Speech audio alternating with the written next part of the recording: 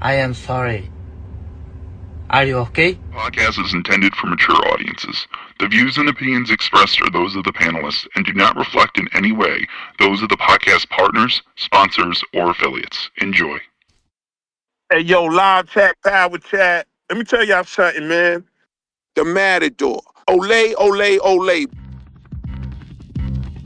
Mozzie want the beat so he could step on it. You a C-class rapper, he's an A-class rapper. We got Jerry back with another. All I can say, stay tuned. Fire emoji, glove emoji, cigarette. This a Bud vs. Spence performance. I couldn't ignore it. You push my buttons now, gotta cause torment. They know I'm slick like Wink, and I come at you like Foreman. Confident, but keep the underdog spirit like Norman. Keeping the fucking beat, man. When Jerry was screaming swing, swing, we was in the chat like what the hell this nigga thinking? Throw them quick jabs, you ain't got no time for blinking. Wanna go to war with his that squabble you been seeking? That uppercut fast in his sting, look how he leaking. Stumbling back to his corner drunk, what he been drinking? Lying like Charlo before the Deuce. I might have to hook on this old dude and get rid of his toupee. Border wars coming up next, I'm packing the suitcase. Vega wanted the scrap, but Big Bay wanted the 2K. This ain't nothing new, man. I'm still sending bangers to the community like Conor Ben vs. Chris Eubank. I think he mad cause I'm styling on him. My footwork like Willie Pep. You better watch your steps. Body bag and put your soul to rest. How he a contender? They gon' send the stretcher in for the lender. Hey, this release 20 seconds. His engineer can make it longer. What up, what up, what up, what up, what up? Welcome back, welcome back.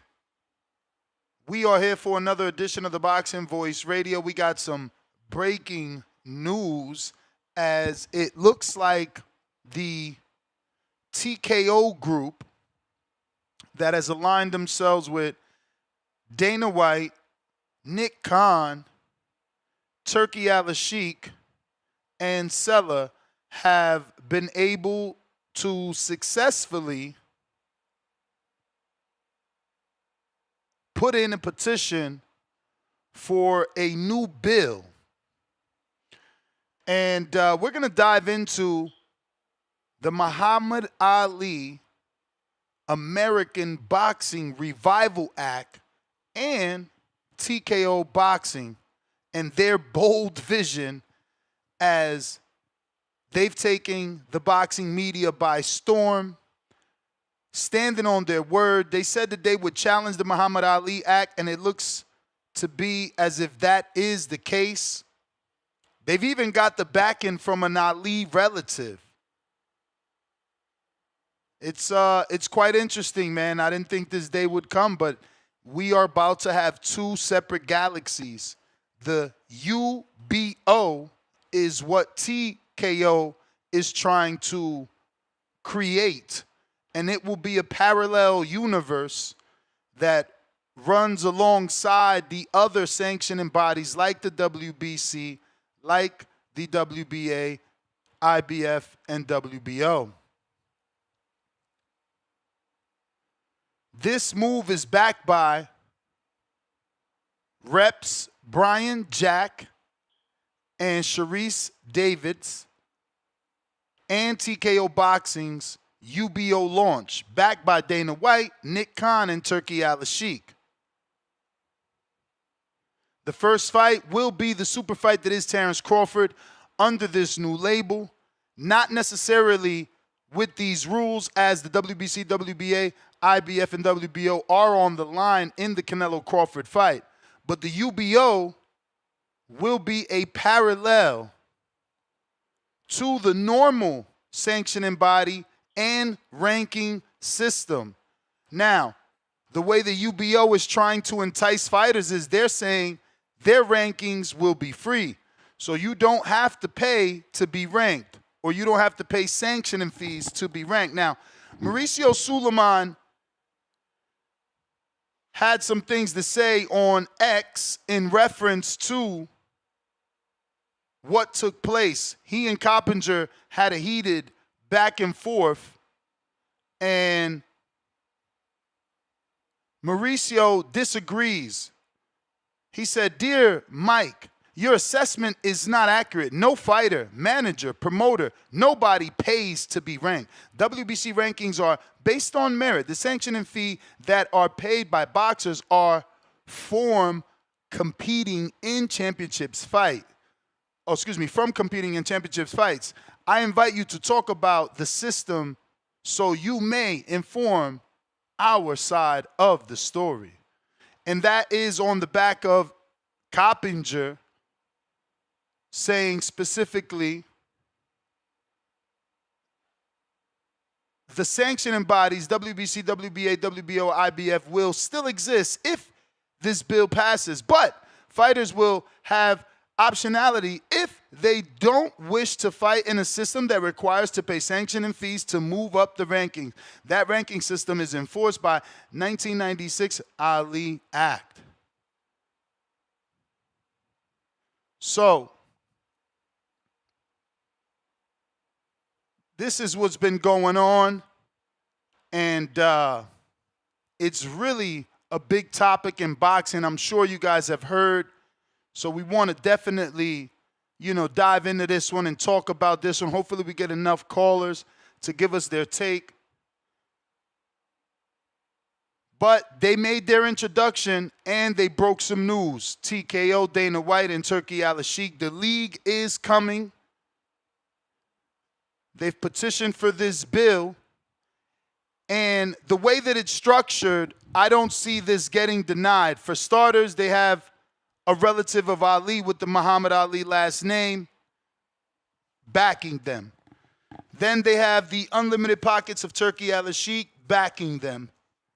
Then their business proposal states that they basically will have a drug testing prevention system in place that they will pay for. They're also putting some sort of insurance per fighter, I think up to $25,000. And they've even set a mandatory minimum for rounds. Now, this is where I don't like it because it just sounds disgusting. The minimum per round is $150. You heard it, $150. Now, don't get me wrong. If you look at it from a regular man, a regular Joe Blow, no one makes $150 in 3 minutes, which is per round. But really, that's not money when you consider what boxers make in the other organized sanctioning bodies. But TKO is looking to put structure into the sport. TKO strategy, short-term strategy, is the Canelo Crawford fight on September 13th, which is going to be aired on Netflix. That gets them, obviously, attention.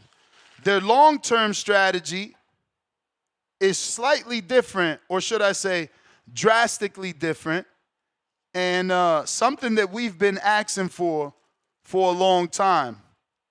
It seems like Dana White is looking to make a Dana White Contender Series.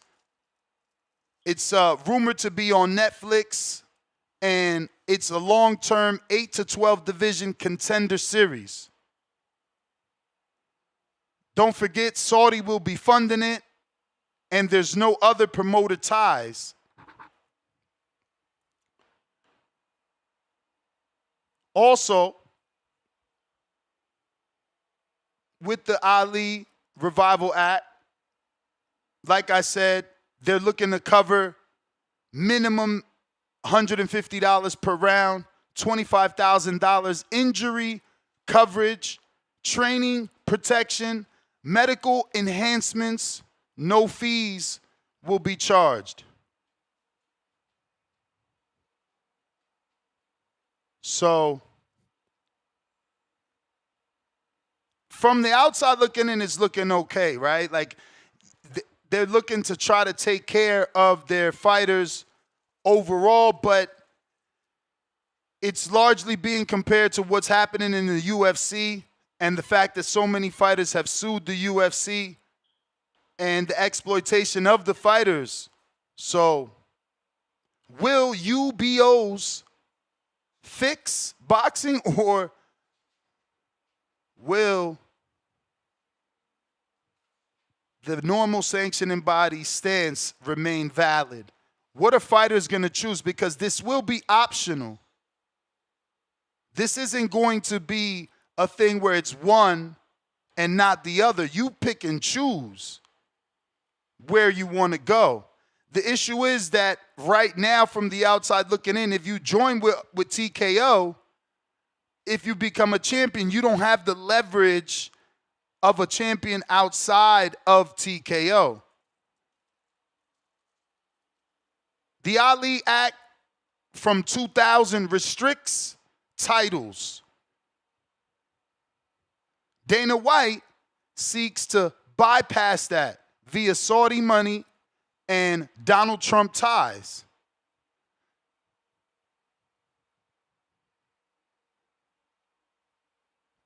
Again, will that UBO fix boxing, or will it just be another thorn in our side? Now, X, formerly known as Twitter, is buzzing about the situation, about the back and forth with Mauricio Suleiman and Michael Coppinger. I don't know if Suleiman saved the day, because plenty of boxing fans believe that the sanctioning bodies are making way too much money and taking way too much money from the fighters. So it is a situation that is a bit sticky, man. The UBO structure would operate parallel to all four major sanctioning bodies, though, right alongside the WBC, the WBA, the IBF, and the WBO. The issue is it's not going to do any business with other promoters. It's only going to be working with TKO, UFC, WWE, which is the parent company. They will host events, they will set their own rankings, and they will award their own titles. Again, fighters can choose to be part of this new streamlined system or to stick with the traditional model and come up on your own. You know, do your Devin Haney, go to Mexico. Do your Abdullah, sign the top rank. Now, they do want to put those financial protections in place that we talked about having the minimum money for the rounds and having some sort of financial medical coverage, which really we do lack. But I hate to tell you that they also have the backing from the ABC.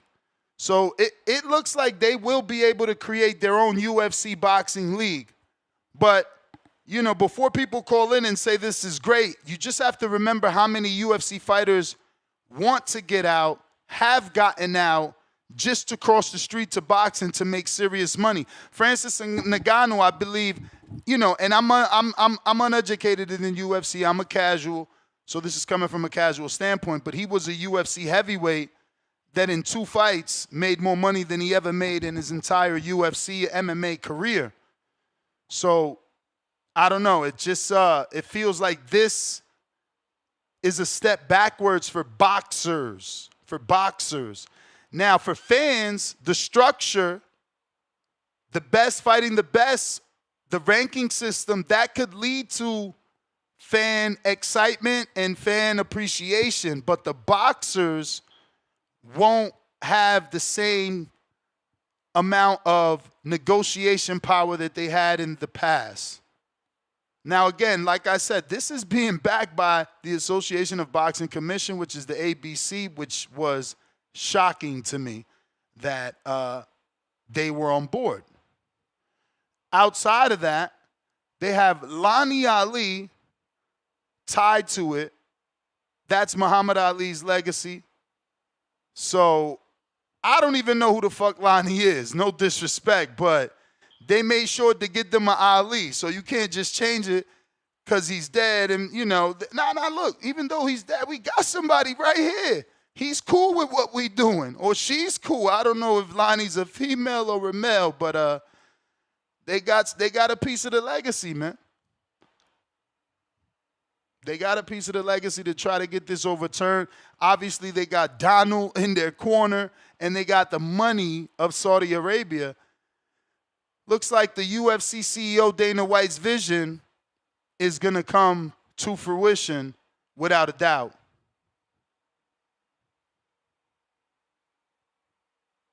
So, you know, phone lines are open if you guys want to call in and give me your take on this. You know, what do you think the impact will be on the sport overall? Is it going to be a UFC takeover? Will UBOs turn? Will they turn boxing into the UFC 2.0? Money definitely matters to boxers. Are they going to be cool with $150 per round? Or is that a game changer? Now you got to think, are they going to still get hundreds of millions of people? Because think about like how many boxers don't make $150 per round in them first couple of fights. But I'm sure they're going to be selective, right? It's not like anytime Joe and Harry, I know it's another name in there, but you know what I'm saying. I don't know that they're just going to give everybody 150. I'm sure you're going to have some sort of skill still, right? Like they're not trying to just pick up B-sides. But it's certainly a sanctioning body clash, you know.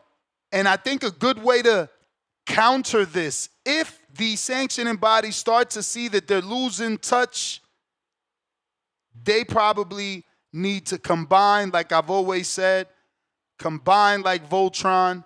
All 4 belts become 1 belt and have a more politically correct sanctioning body situation where everybody's on one page. All the rules are together versus this sanctioning body abides by these rules and this sanctioning body has their own guidelines and bylaws. It's just too much mumbo jumbo. Could this be an integrity boost for the sport of boxing? Right now, the sanctioning bodies on some of your minds are looked at as bloodsuckers. Even to the fighters, they're like 3% is so much. Could UBOs, UFC 2.0 give structure and an integrity boost to the sport? Most specifically because they plan to do anti-doping with no fees. They plan to do anti-doping with no fees. Can that actually clean the sport and change the integrity of the sport? Is that how they get us? Because the UBO League has a clean boxing program that everyone has to use and no one has to pay for. Is that how they get fighters? Your favorite fighter, does he go over there because he is medically covered, even if it's only for $25,000?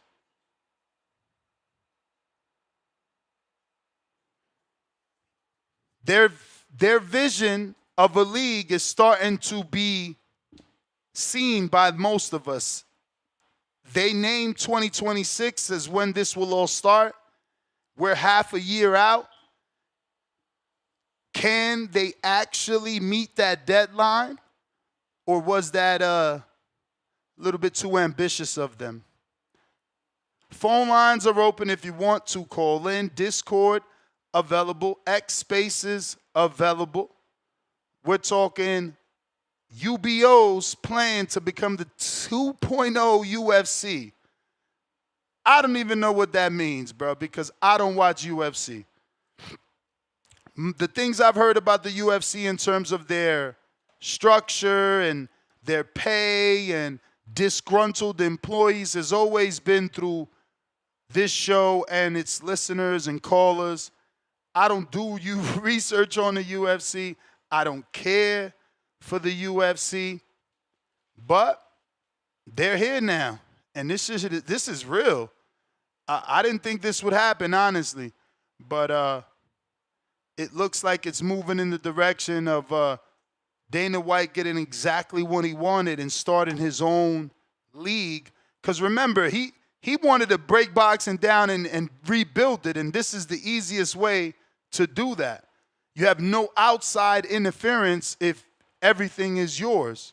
You know, had he had to play nice with everyone else, it would be a more difficult task. But in this world, they're in their own galaxy. And the issue is they got Turki Alalshikh in the long run. So are people going to migrate over there because Alalshikh is attached to it?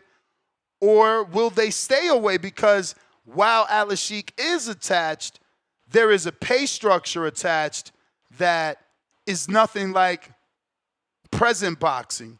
You know, guys like Shakur and Devin are able to make millions of dollars. Tank, Canelo, Crawford, they could never fight for $150 a round.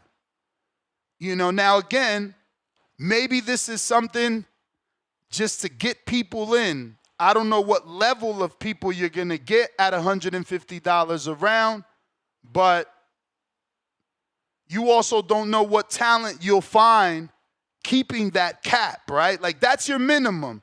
Doesn't mean that a good manager can't negotiate more per round for you, but that would be their minimum that they pay a fighter.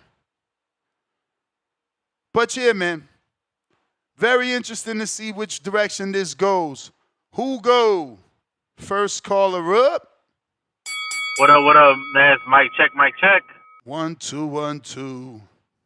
Damn, man, this is about to start getting real interesting, you know, in the boxing world. But I honestly think that they're gonna have a really hard time struggling getting top name tiers in that new boxing league, you know, and it might go dry with for the first couple of years, man. But if you look at it from a fan's perspective, you know, I do watch a little bit of UFC. I am a casual, but when they say a name, the names do ring bells. And man, like over there, bro, there's no ducking. There's no like, oh nah, man, like, I don't want to fight this guy. Nah, they put number 2 versus number 3. The winner gets number 1, and then the ranking systems is like if you lose to a champion, like you don't get thrown away, or if you lose your belt, you don't get thrown in the back of the line. They'll like keep you up front, but if you keep losing, they'll put you back. But yeah, man, I definitely think that they'll have a really hard time finding names because you know, like ain't no name gonna go over there to fight. Not even a top ranked prospect I would think would want to go over there to fight for that. I don't know how much they're making, but still, like the exposure with the top name promotion, with the top ranked promotion, just carries a weight with it already. And you know, they're doing high scales events, so they're gonna have a hard time at the beginning. I'm thinking, and that's a little too low. Or like I'm assuming to be putting your life on the line. But yeah, man. But on the other hand, like man, I do think that like some of these boxers are getting paid way too much money. Like Usyk this weekend got, if I'm not mistaken, I see on the internet surfacing that he got $280 million. It's like, how the fuck are you paying this guy that money? Like that doesn't come out of pay-per-views. That must be like investors or wherever they're popping this money out of. But then they still want to charge us average Joes like pay-per-views and charge us all these extra subscriptions, the increases. It's like, man, like I'm sure like that the pay-per-view money is not adding up that much. I could be wrong, but I don't know, man. But yeah, it's gonna be real interesting about this new boxing league. But yeah, man. And another thing, Mr. Turki already has his own kind of like promotional event company, the Ring Magazine. So he should be focusing on that, giving us fight fans, hardcore fans, casual fight fans, the best events like he's been doing. What the hell is he doing on that side of the street, man? Like, I just don't understand. Why is he putting his foot over there? Like, why? That's a serious question. Like, what are you doing over there? Bro, you should be focusing on the Ring Magazine and our real season, man. Giving us these firework events, not starting something new over there, bro. Like, I don't know, man. But yeah, man, but that's my call, man. Oh, yeah, real quick, though. Oh, man, that's my time? But it's not your time. What up? What happened? Yeah, bro, I was seeing the Shane Mosley interview yesterday, man, and honestly, bro, respectfully, Shane Mosley versus Steve Nelson, bro, that does not deserve to be on the Canelo Crawford undercard. It should be on the prelims on YouTube, bro. Well, it is. I mean, I think it would be.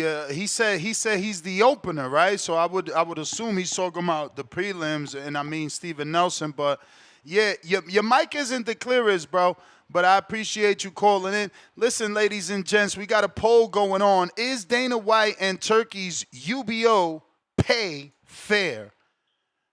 Yes, 19%. No, 36%. Maybe 32%. Way too low per round. Way too low per round. And that one was a 12%. And over on our YouTube, actually, I mean X, we got will UBOs boost boxing or bust it? Bust it, baby. We got 50% say boosting boxing, 0% say bust it. Too soon to tell, 50%. UFC TKO will ruin boxing, 0%. Man, what in the hell? Let's get some more votes on that. And if you want to call in, lines are open. Over on Discord,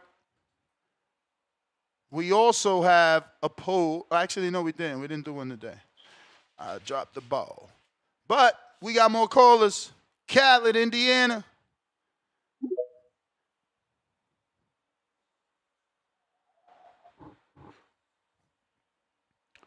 Khaled.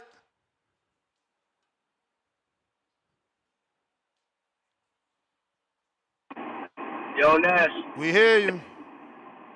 Hold on. Let me check you off my Bluetooth. Hold up. All right, we live. Perfect. All right, bet. Hey, all right, real quick. Let me comment on the previews and predictions first before I get into this topic. Hey, Xander Zayas, hey, you in a tough scrap. So lock in. Like, they give you like some solid Puerto Rican promo. I love it. You know what I'm saying? But you got to win though. Tough scrap. Buddy can fight. It's a 50-50 fight. I just watched him beat Charles Conwell. Shoo, I don't care. Just stop him. I don't, you know what I'm saying? Do something. Vargas, I think if this might be Vargas 14 for like 15 fights. So I think he needs to start getting some more step-up scraps after this. And then the Dominican guy y'all was speaking about, I saw like a couple highlights of him on the gram. Rohan Polanco. I'm looking to see. Yeah, Rohan Polanco. He looking big. He looking solid. Like I want to see how he looking. Like, it's be my first time watching like a full fight with him, so that'd be interesting. So yeah, I'll be locked in. Hopefully, we get a live fight chat for this.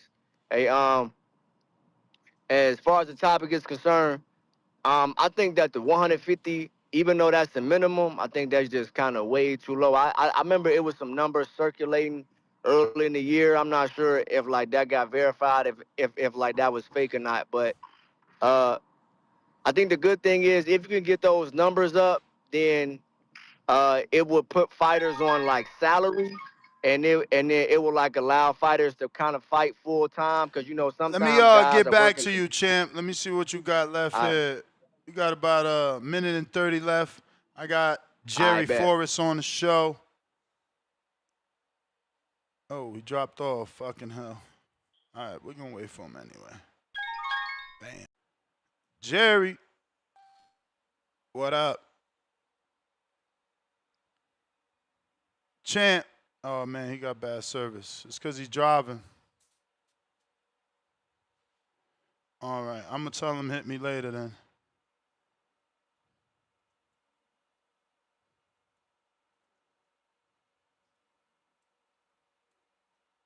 If you're watching this on YouTube, go ahead and hit that thumbs up. Khaled, come on back. All right, you not there, but whenever you're ready, come on back. And we got Contrell, United Kingdom. What up? Man, up listening to the best boxing podcast. And let me get this right. So they repeal the Ali Act, which protects fighters, right? Correct. But they adding new provisions there, so they trying to make it look like, look, we helping fighters. We adding healthcare. We giving them a mandatory minimum. And we giving them the option to not fuck with us too. It's not like this the end all be all. You could fuck with us, you don't got to fuck with us. Yeah. I'm just gonna put it out there. I don't like the idea because number one, Hold on a minute. Hey, champ, you there, or okay. should we do it when you park? Yes, sir. Yes, Oh, sir. nah, you sound Nah, good. I'm good. Contra, I'll I get right was back actually to you. disconnecting from my house. Uh, It's my apologies, man. My apologies. Nah, no worries, man. How are you? Chilling, bro. Relaxing, for real, for real. How you Couple days feeling? till How you fight day, feeling, you man? know. So What I'm did you, just chilling. any workouts today or what? So that's what I did. I did a little bit of stuff, you know what I'm saying, on camera, on footage, just a little bit of pad work. I mean, you know, if you ain't ready by now, you ain't gonna be ready. So, I mean, it was just a little touch up, some good stuff. I'll send you a couple of clips, you know what I'm saying? But yeah, just a little touch up, staying sharp, you know what I mean? Like, you know, I'm from England now, you know what I'm saying? So the last 2 weeks really was just sharpening up and just staying ready, you know. I'm always in shape, so Absolutely. you know that's an easy go. So you back in How y'all been action? feeling, man? How's the family? How's everything? Oh, nah, man. I'm good, man. Loving what I do. Happy to be interviewing you. You back in action in roughly 3 days. Hometown Richmond. Yeah, man. Shakeout for you, and why so much time Right. since your last fight? Well, like the last couple of fights, man, I kind of fought like really for real. The Michael Hunter fight, I actually fought that fight, like with like injured ribs. You know what I'm saying? 13, 14, 15 of the floor ribs they were messed up. So like from Michael Hunter on, you know what I'm saying? Pulev, all of them, like I fought injured. So by the time I fought Jared Anderson for real, I didn't really get no sparring. Not making no excuses, but like, I couldn't spar for the fight, none of that. Like I really couldn't work out for real. So, but I mean, you know, we just thought, you know, what I had, you know what I'm saying, who he was, you know, it was easy, but whatever. But with that being said, uh, I kind of had to let my whole body heal. I had to let everything relax. Both of my rotator cuffs basically were like torn, and one was partially torn. Like, man, all the disc in my neck, basically from the top of the spine. I think it was like the first like 13 to 14 discs were like, you know what I'm saying, bulging discs. Just injuries from just like the past, you know what I'm saying, 3 or 4 years of just going so hard. So with just the injury and stuff, man, I had to let my body just fully heal up. So that's why we kind of took the last two fights, you know what I'm saying, one year after the other. Nice little step ups, you know what I'm saying? Not step ups for fights, but you know, making sure I was healed up, adequately, and nothing was, you know, lingering or still torn. So now I'm all the way good. I'm all the way healed up, man. So I'm feeling great now. You know, everything's clicking. um I'm back at it, you know, full force. You know what I'm saying? I'm ready to be right back there again. So I was asking more about the layoff because your last fight is October of Oh, 2024. oh, Why'd itself? why did you need that much time off? Just trying to get it all right. With local promotion, for real. You know what I'm saying? Trying to make sure that like I set myself up for the future too. If that makes sense.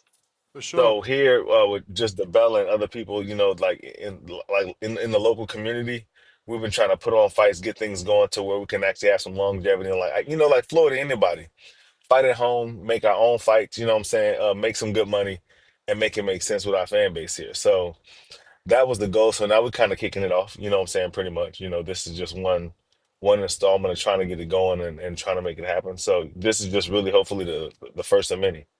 Are You you know. still with Lou DiBella? I mean, it's Oh, lost service. We lost you, champ. You there? You might need to jump back out, jump back in because we lost the audio on your end. I don't know if it was a call you got. Don't forget, if you want to ask Jerry a question, you're entitled to do so as a YouTube member. Head on over to our members page and you can ask him a question. Same thing on our community page for Patreon. You back? Yes, sir. Yes, sir. My bad, man. It might be the service where I'm at, man. I'm Nah, no not even worries, sure. man. It's the internet. We get it. Yeah, but I mean, So like, you was about to as answer far whether or as not you're with Lou DiBella. yeah. So I mean, like, when it comes down to it, it's kind of like I mean, when people have done right by you, you do right by them. You get what I'm saying? We've kind For of done right sure. by each other, so it's more like a handshake deal. But like honestly, like you're a grown man, Nash. You know what I'm saying? As grown men, we know what it is. You get what I'm saying? Mm-hmm.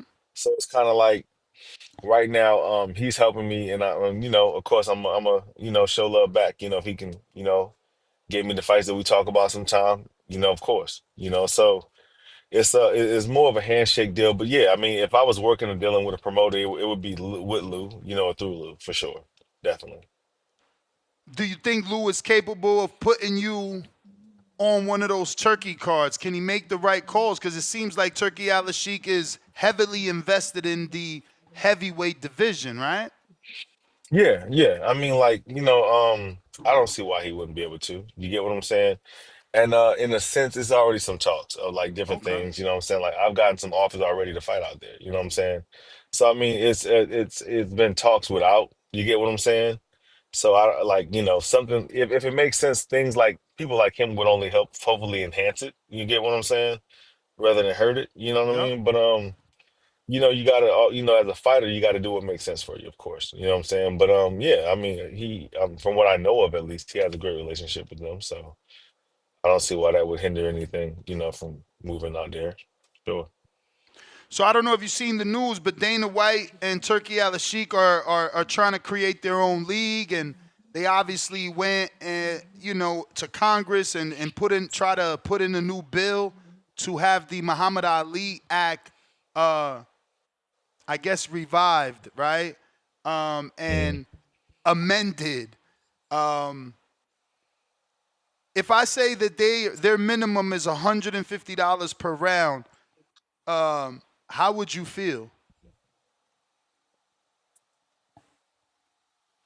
And don't think of Jerry Forrest on this level, because I'm specifically asking you because Yeah, you no, yeah, started from the yeah. bottom, right? So like, did you ever So make it's 150 a round? Is that kind of decent for some I'm people? I'm a I'm gonna say as a fighter, I have health insurance, right? Like for real. I'll say give me health insurance. You get what I'm saying? Give me like I mean the money and the rounds are cool. I mean, listen, like I know, listen, the first 10 fights might be hard for you. You might not get nothing. So, 450 a round, that's not bad at all. But what I'm Oh saying no, is not like, 450, oh, $150 per 150. round. I mean, even 150, if they're providing you, if they're providing you with if you're not a national champion, you're not a known amateur fighter. In all realisticness, who's asking you to fight? For real. And that's how you got to look at it. Yeah. You know what I'm saying? I tell fighters that all the time. If no one's calling for you, no one's knocking at your door, you have to be realistic at some point and say, listen, I got to do something that makes sense. And if you want to look at this as an employment or a job, which that's what it would basically be, you got to be smart about it, which is, I mean, you're able to get a fight, which would be a win. You know what I'm saying? Even if man, listen, if it's $400 all to get, bro, it doesn't matter. You get what I'm saying? You're getting a legible win. Um, and you wouldn't even got that look if no one helped you out. I would say the thing I would push for would be healthcare. Like I said, that's to me that's probably the biggest thing that fighters don't Well, have. they are offering health care. Right now, it's being That's reported crazy. that they're That's looking to offer $25,000 health care coverage for fight injuries exceeding 43 states minimum. So is that enough for you? I don't know. I'm not a boxer, never been. Is that it's enough? $25,000 worth of health coverage. Let's do it backwards. What's the so worst injury you've had in your career? so for me that's a different question. Honestly, I know it sounds crazy, bro. I've never had an injury. Like seriously, Amen to like that, man. I barely had a runny nose, you know what I'm saying? So it's like I've never actually had to go to the doctor. You feel me? So that's a blessing in itself. And Yeah. that's what I was about to get at. But getting brain scans and stuff like that because of fights, you know what I'm saying? Like, certain states they require those things. So getting MRIs, man, EKGs, EEGs, things of that nature. It's not cheap. It's not Now your cheap. It's a nice promoter bill to doesn't fit. normally pay for that though, So promoters pay for those things. and deduct them from your And purse anyway. see, Well, that's what I'm saying. So I have insurance, you know what I'm saying? So I never actually had that problem. And when I'm speaking of like getting EKGs and things of that nature, yeah, for me it's usually all paid for. You know what I'm saying? But that's what Okay. I'm saying. If I so say if I wanted to fight, But you is get it what I'm paid for saying? you because you have your own specific insurance policy? Or is it always It's paid for so fighters that are because I fighting fight on a with yeah. card? So because I fight with promoters, promoters will pay for it if they're invested in the fight. You get what I'm saying? Yep. So if me and Luke, for instance, are fighting, or anybody, they're gonna pay for the stuff because they're invested in that fight. Mm-hmm. But if I'm a fighter that's just trying to get back on my high horse, you got to find somebody to actually pay for those MRIs, those Yep. EKGs, those EEGs. So that's what I'm saying. So if you're a fighter, so look at it like this: if you're So a fighter this that took fight a right loss, here, you're paying out of pocket, but you happen to have insurance, so you good. no. So for this, I mean, they pay for everything, but I have insurance. You know what I'm saying? So honestly, usually with me, I usually always pay for all my medicals anyway. Mm-hmm. And like I'll just get them to reimburse me. But sometimes because it's honestly it's cheaper for them. But sometimes they'll be like, nah, nah, nah, we just want to pay for it all right. So if you want to just pay for it all out, I mean, listen, like be my guest. So that's why I say I kind of got the best of both worlds. You know what I'm saying? I always tell a promoter I got insurance. You know what I'm saying? Because that's a rare thing that they hear. It's rare you're gonna save a little money because the fighter, I'm telling you, bro, most fighters don't have insurance. I Now would let me say ask you: probably 90 to 95% don't. does your insurance cover any sort of drug testing, performance enhancement testing, or is it just normal Uh, medicals? I would say normal medicals. Okay, I don't think they mess with any kind of like any kind of drug enhancement, any kind of testing like that. I would say that like now like that kind of stuff the promoter has to pay for every time. Off top. for You know what I'm sure. saying? You're like, yeah, the promoter's gonna pay for that every time. He's gonna handle his business for that. Like I would say, yeah, because VADA getting involved. So yeah. It would definitely be on the promoter himself. If they give you that bill, they don't like you. For real. Like, Have you but heard of most a fighters, fighter? man. I'm sorry, what Go was ahead. that? No. Go ahead. My bad. Have you heard of Price Teller from Brooklyn? Price telling? Nah, I haven't. He's with Salida Promotions. Have they Yo, been showing him lately on a joint? have I been I'm showing him, trying to sir? think, yo. No. Salida. So like, I follow For Salida, sure. He got a fight on the So yeah, Clarissa that's what card. that's what I Yeah, was just about to say. I was yeah, about he to say fighting I on the actually I think Clarissa I have seen card. it. Yeah. Yeah, I I've was seen his name interviewing flash him. I through. was Yeah. interviewing him, and your name got dropped, man. Your name got dropped, but I don't know. Is that backwards for you? Is he too young, and your run is for some of the more named and established people, or is that something you would entertain? A Salida I Promotions mean, fighter. for me, it's a leader. Uh, I mean, that just got to be talked about. Y'all have The leader, history. cool. Yeah. I mean, Michael Hunter. I mean, not Michael Hunter. What's his name? Jermaine Franklin. You know what I'm saying? Other deals. Mm-hmm. Like it's just for those kind of fights to happen when you fought for fighters, fought with promotion and stuff. It just gotta it gotta go a certain way. So things will have to go certain ways for that to happen. But Salida likes me as a fighter, so I could see some of his fighters wanting to fight me. That will make sense. Yeah, I You guess they know. might have, since Salida knows maybe he put it in his ear. Would he take the fight Yeah. without talking to you? I don't know, but he's the one on the left with the braids. Do you need to look at Yeah. No, I tape? knew Is you was that talking about something when I thought you about it. you would be No, no. interested in? I mean, he does the New York the TCL joint. That's why I said when Yep, you said it, I had to think yep. about it. You know what I'm He saying? does do the But I TCL. mean, to me, he's like a Jermaine Franklin. You know what I'm saying? Mm-hmm. I would say they probably said that fight because it would probably make for a good fight. His style and my style are real similar. Similar in size. So I think that would be a dope fight. But if the money would be right or something, sure. You know what I'm Bet. saying? But I mean, he is kind of young. Like that's why I say that Well, would young in the like that. game, he's young in the game, Yeah. but he's 28. So I mean, what I mean Yeah. Oh is yeah. like Yeah. No. he's young because he No. But don't that's got what I'm that saying. much Yeah. pro experience, No but he's one. older because he's 28. He got a late That's what I'm saying. start. Yeah. No one knows him. That's what I'm saying. No one knows him in this. Like that's why I say it would have to be like a fight in New York, and it would have to make sense. You get what I'm Mm-hmm. saying? Because like when you're fighting that kind of fight, it's only certain kind of markets that will be able to cover those purses to Yep, make it make sense for me at least. You get what I'm for saying? sure. That's why I'm saying it has to be a New York market, it has to be a New York fight. But I mean, in New York, anything's daggone near possible. So I mean, if you can make the fight in a place that's marketable, or add it on the undercard of the co-main, I mean, anything is possible. For the right purse.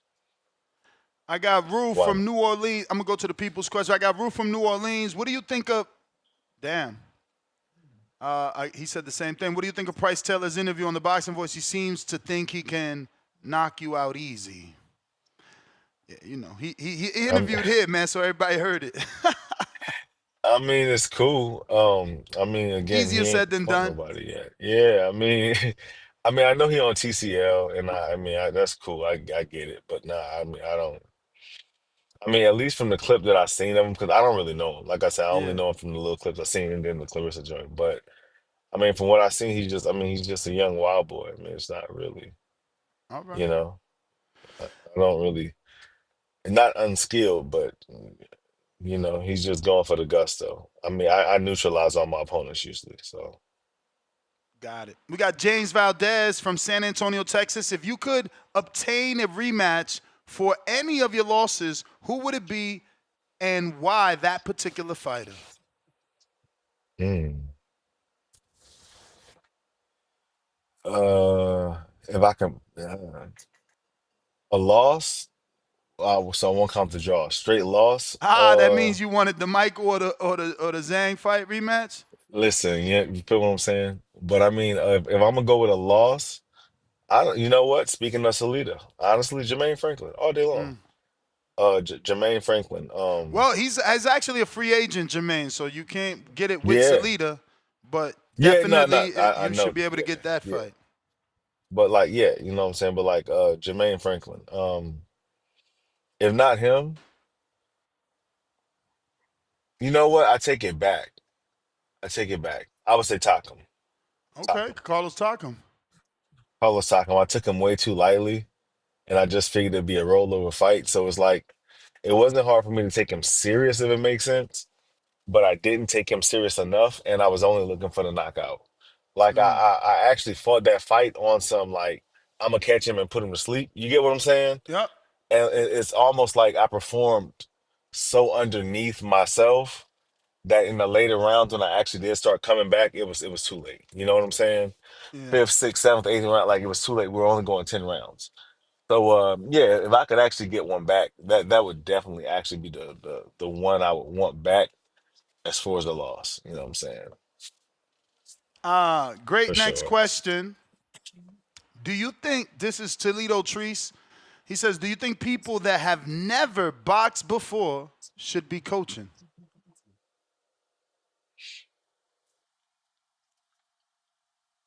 I think that every coach should feel at least the tiredness and the fire because it does. It's the thing is this. Now, I believe that anybody could be a coach. You know what I'm saying? There is listen. There's coaches that have either not been really good fighters, badly fought, only did a couple of what I'm saying days in the gym really, and what I'm saying just wanted to coach whatever the case may be. So there's plenty of good coaches. But I mean, as far as knowing what a fighter goes through. Like the toll it takes on our body. You get what I'm saying? Knowing that we do have to push. You know what I'm saying? Like I feel that it makes you a better coach if you understand the resilience of a fighter. You know what I'm saying? But no, I think that you could be a coach if you have not boxed before. The only thing that I would say is I feel that you're a better coach if you kind of been in the fire, if you've tested your resilience. You know what I'm saying? Like we battle with tested wills. You know what I'm saying? And with the kind of resilience that it takes to be a fighter, like, bruh, you talking about walking on the edge of a cliff. You get what I'm saying? Because you don't know when it's going to end. Yeah. So never knowing when it's going to end, never being scared of the fear of the unknown. That's something that I think that just as a coach, that it might make you a better coach if you can understand them a little more. Might make you better coaches for understanding fighters. But I think you could definitely do it. All I don't right. see why you couldn't. Anything's possible. We got Donald, Baton Rouge, do you train with UFC guys? What's up, Baton Rouge? Yeah, that's my place. Woodpecker Road, man. All my family. That's all my family right there in Baton Rouge. Shout out to Baton Rouge, Lafayette, Abbeville, all that. Nice. Uh, but I do, and I don't. I don't mind training with UFC guys. If it makes sense, UFC guys always train with us. We don't train with UFC people. I mean, and that's no disrespect to the sport, Nah, nothing for like that. sure. You know what I'm saying? But just being Yeah, honest. because they So come to the boxing gym trying to work on a they come. stand-up game. Y'all don't I never tell go to them everybody trying that to do nothing. there's no need for us to ever go to a UFC gym. Yep. I make it funnily in classes and stuff that I teach and coach up. You know what I'm saying? And I'd be like, they ask me the difference, and it's just like, yo, like you'll never see a boxer in the UFC gym. Like, there's no need for us to do that. You know what I'm saying? But they all got to come nuts for stand-up game. I don't care what you in. If you in a stand-up combat joint, you might want to come get some footwork. You feel me? So I definitely train with UFC fighters. And the thing for me with UFC fighters, they come straight at you. They gonna give you that work, and they gonna try to take your head off. Mm. So for me, I'm not gonna say it's better, of course, than fighting a regular fighter. But bro, well, like when you really want to get some gritty work, having a UFC fighter or a tough gritty fighter like a UFC guy in your camp, I think that's a great thing, actually, to be quite honest with you. I think you need a rough, gritty person coming straight at you, you know what I'm saying? And of course, they can always use the experience with stand-up games. So it's always a fair exchange. For sure. Up next, we got Ali and Dago. Jerry, who wins, Canelo or Terence Bud Crawford? Sheesh. That's a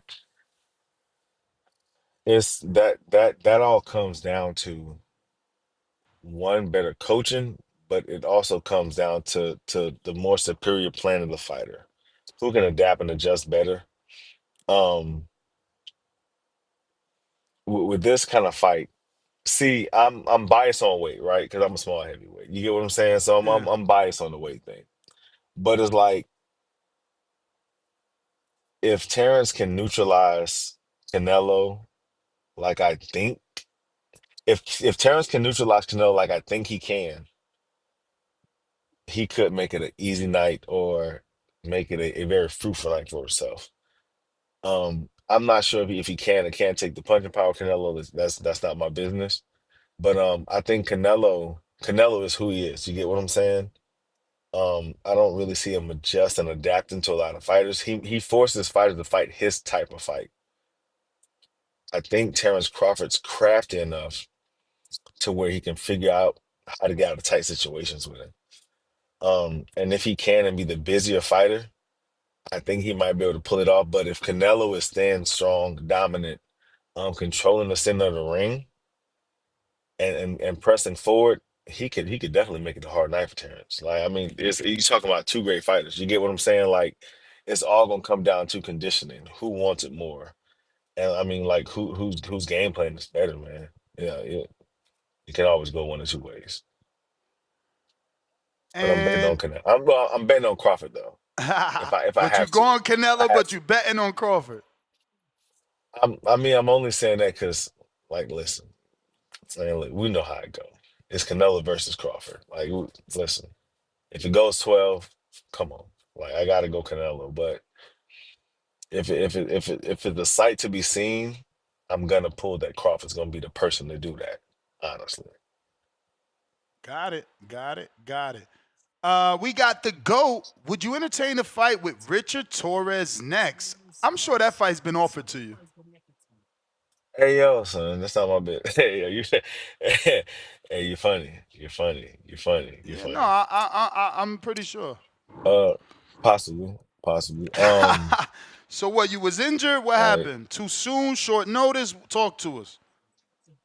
nah. It's just, I mean, like maybe in the future. That's what I'll say. Like it's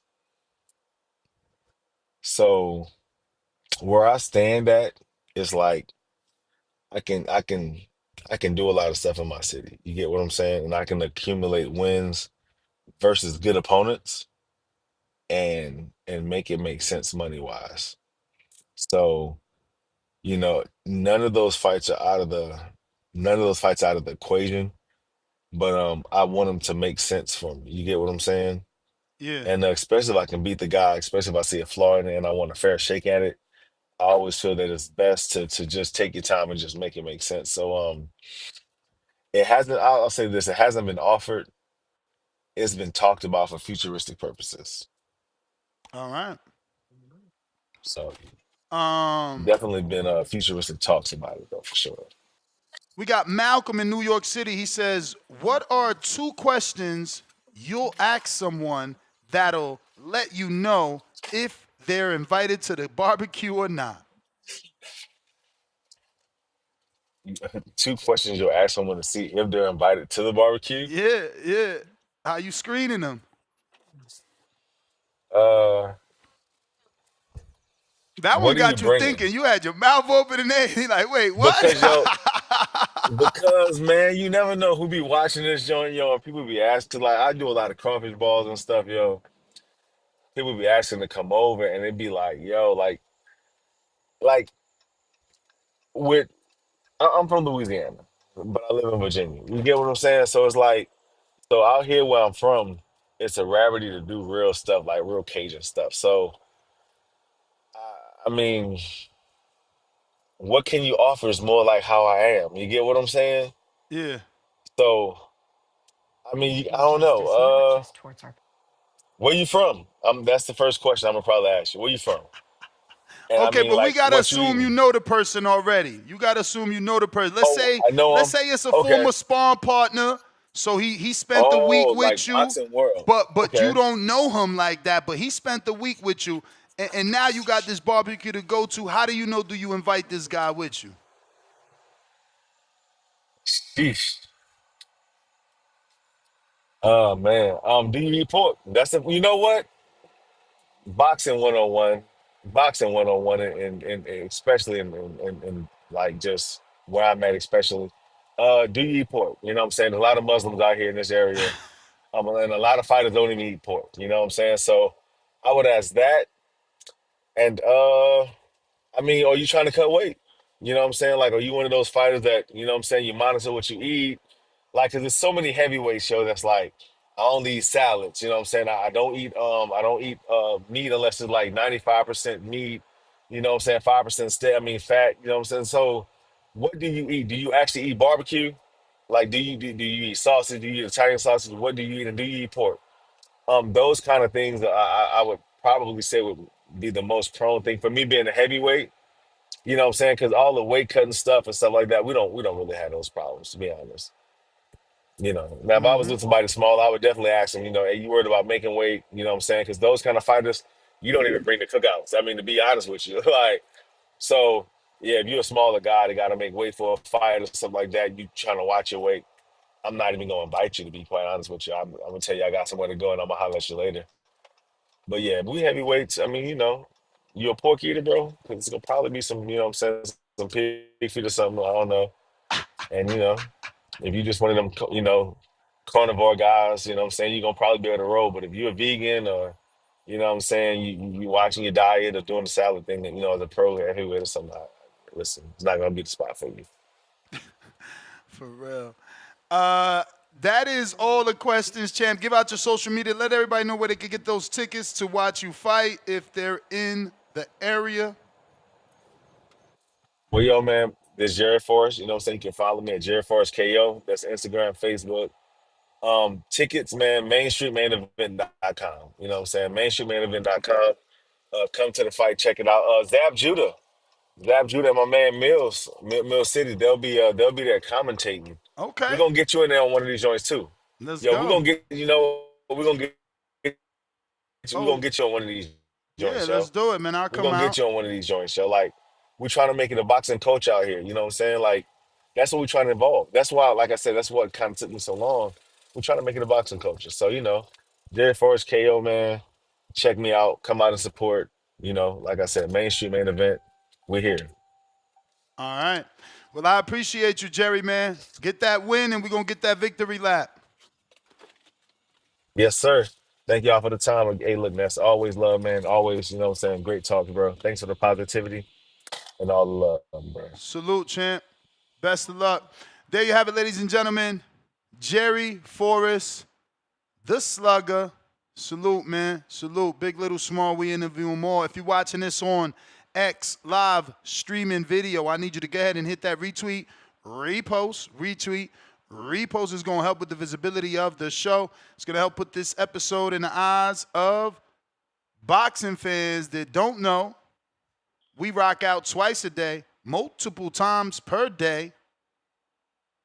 We had a Border Wars show today, man. 10 days out. 10 days out. 23 big fights on the card. Come on out. 104 Simpton Street in Watertown, Wisconsin.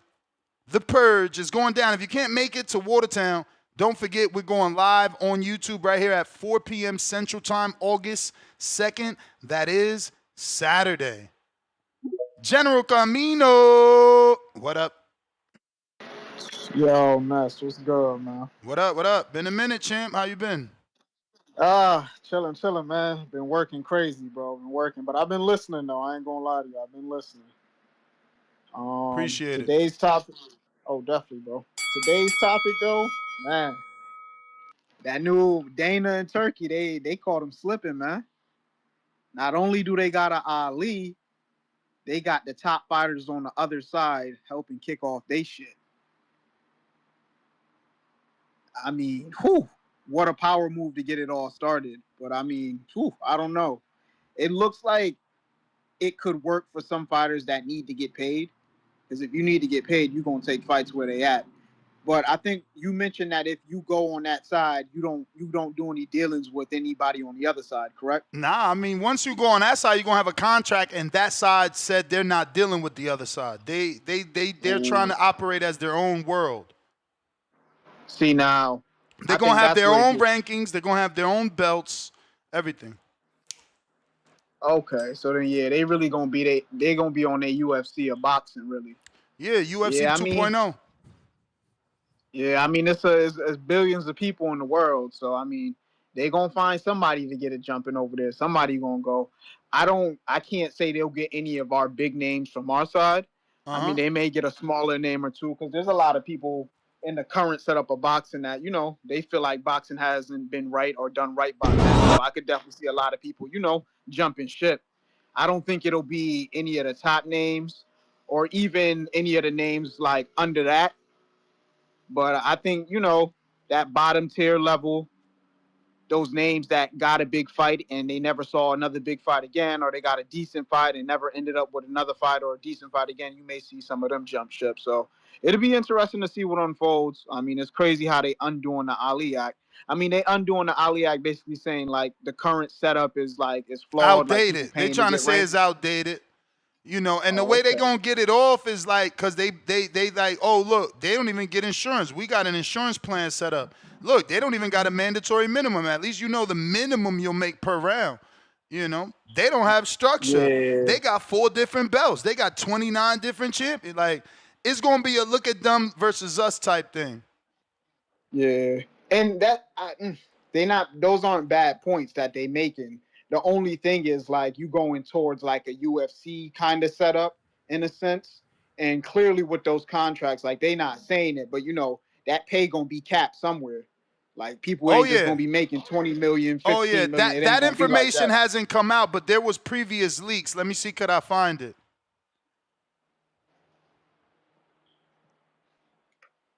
You good though? You can keep talking. Don't give me no dead air. Oh, appreciate you. But yeah, it's gonna be interesting to see what that turns into. Appreciate you taking my call though. I'm definitely gonna be calling back in. Everybody stay healthy. Shout out TBV. R.I.P. Spider Rico, man. You may feel like it's your time, but it's not your time. It's not your time. If you're trying to call in, now is the time. Shout out to Nike. Hendrix, I seen you.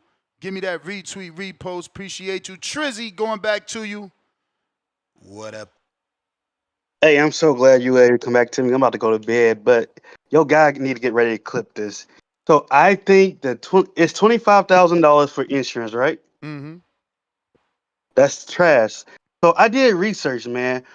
For this whole little thing, I hate the fact that I think he got good intentions, but you can't line yourself with someone like Dana White, someone who have a reputation for not paying their fighter or paying them as little as possible, right? So I'm gonna start from the bottom, work my way up to the top. I might owe you one. You have to send me your name. But first off, so you know my brother is a pro, right? Yeah. He, I mean, I didn't yeah, know that you was don't your gotta say his brother. name. I didn't know that was your Huh? brother though.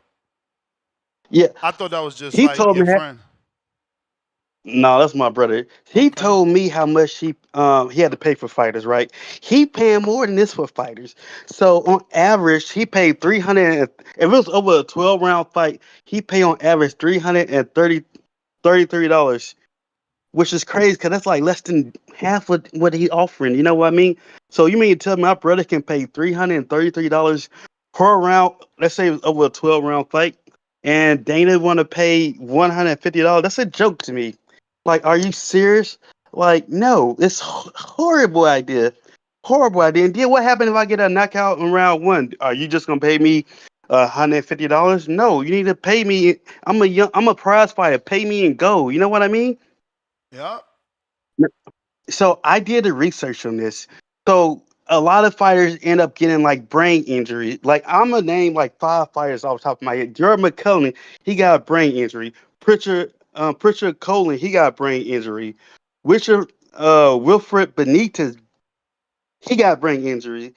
Michael Watson, he got a brain injury from fighting Eubank, right? So $25,000 ain't nothing, man. It's not even a drop in a bucket. So if someone have acute like brain bleeding, it's cost between $21,030 to $400,000, right? On average, and the average patient spend about $87,600. Chat GBT this. So like for someone who have like a cranial, huh? Nothing. So for craniotomy, if someone the average cost is 600, excuse me, $66,900 before insurance. That's not even factoring in insurance, right? So it's just so much to go into. So like 25,000. What happened if a fighter died in the ring? We've seen it. So I think no, I think there's a couple things that Turk need to do. Number one, he need to get rid of Dana White. Dana White have a reputation for not paying his fighters, and $150 a round is low. And like my brother, he's not on TV yet, right? But it's lower than what he offered. Like the guys that he offered, that want to fight, they be like, "Hey, I want $4,000." Which is $333 a round. So it's crazy to me that Dana won't offer less than that. That's wild. But if Turk want to make this work, I think he need to remove Dana White. I think $150 a round is way too low. Like come on, 150. No, that's too low. And also, I think in case if fighters get like hurt, right, and they can't never work again, like the Gerald McCullough and the Pritchard Colin, Griffith Benitez, the Michael Watson, the even Jens I can mess up his name. The guy that Brian Norman just knocked out. He said, "Hey, I couldn't remember like 3 weeks." So I think they need to do something. They need to have something helpful like an income replacement, right?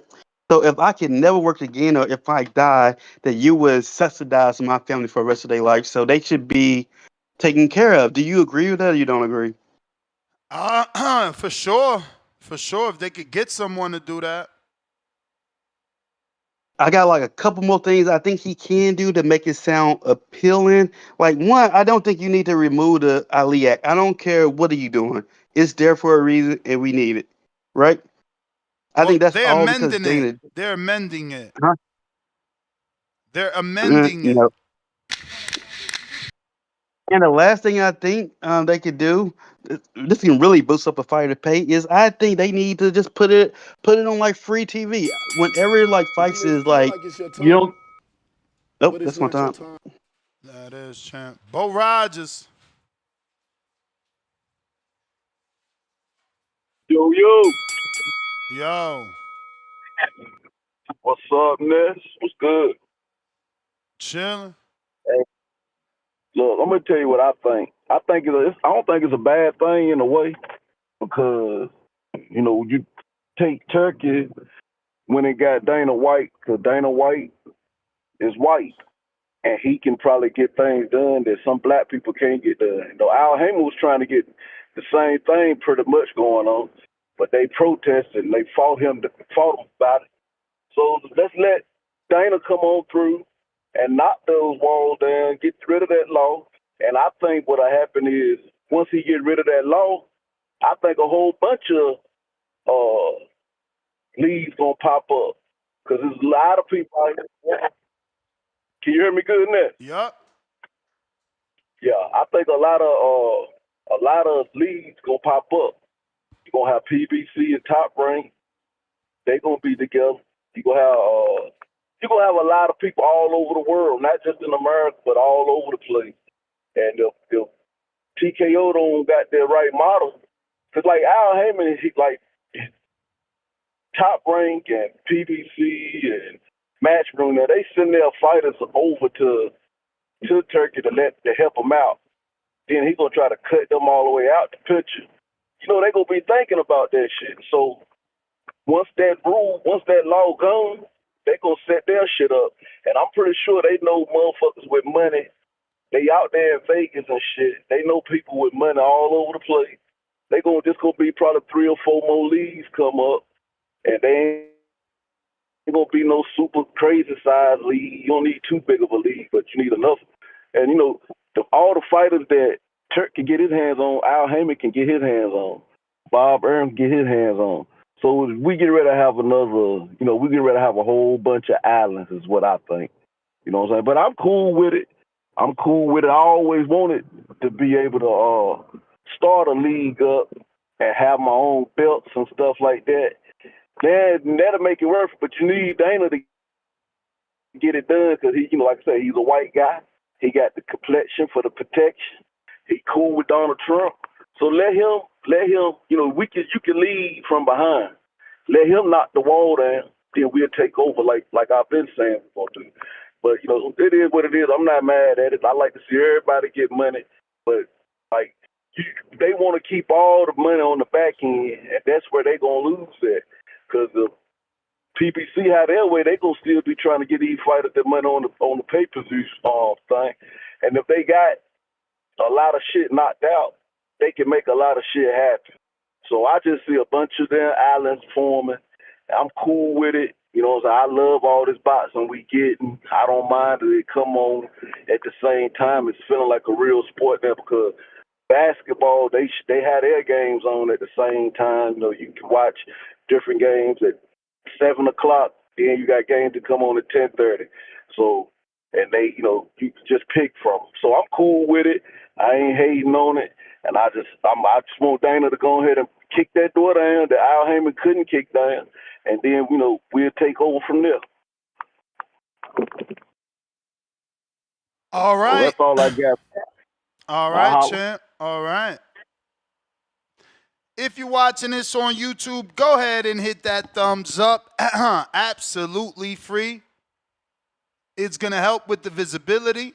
It's going to help put this episode in the eyes of boxing fans that may want to discuss this latest breaking news of TKO's financial strategies and the fact that they're trying to establish a UFC-type structure for boxing that not only will have a mandatory minimum purse per round, but also its own rankings and its own belts.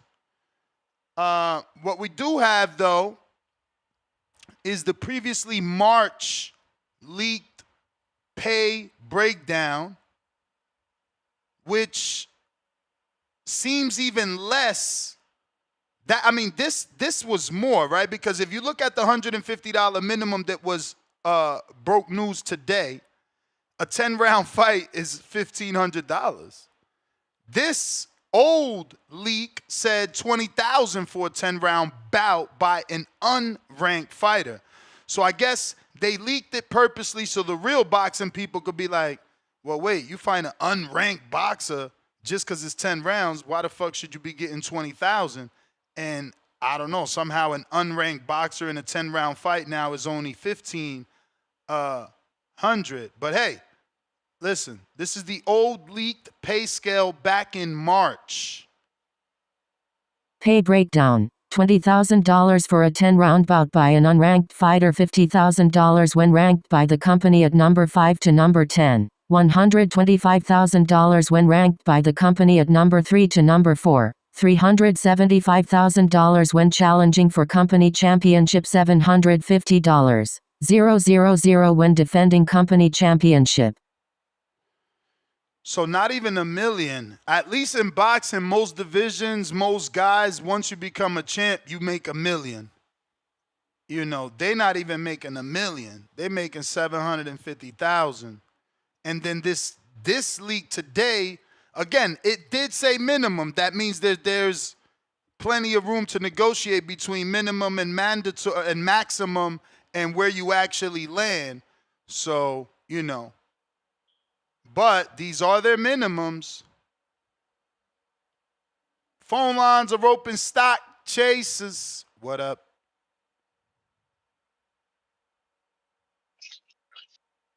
Yo, Ness, what's good? How's my audio right now?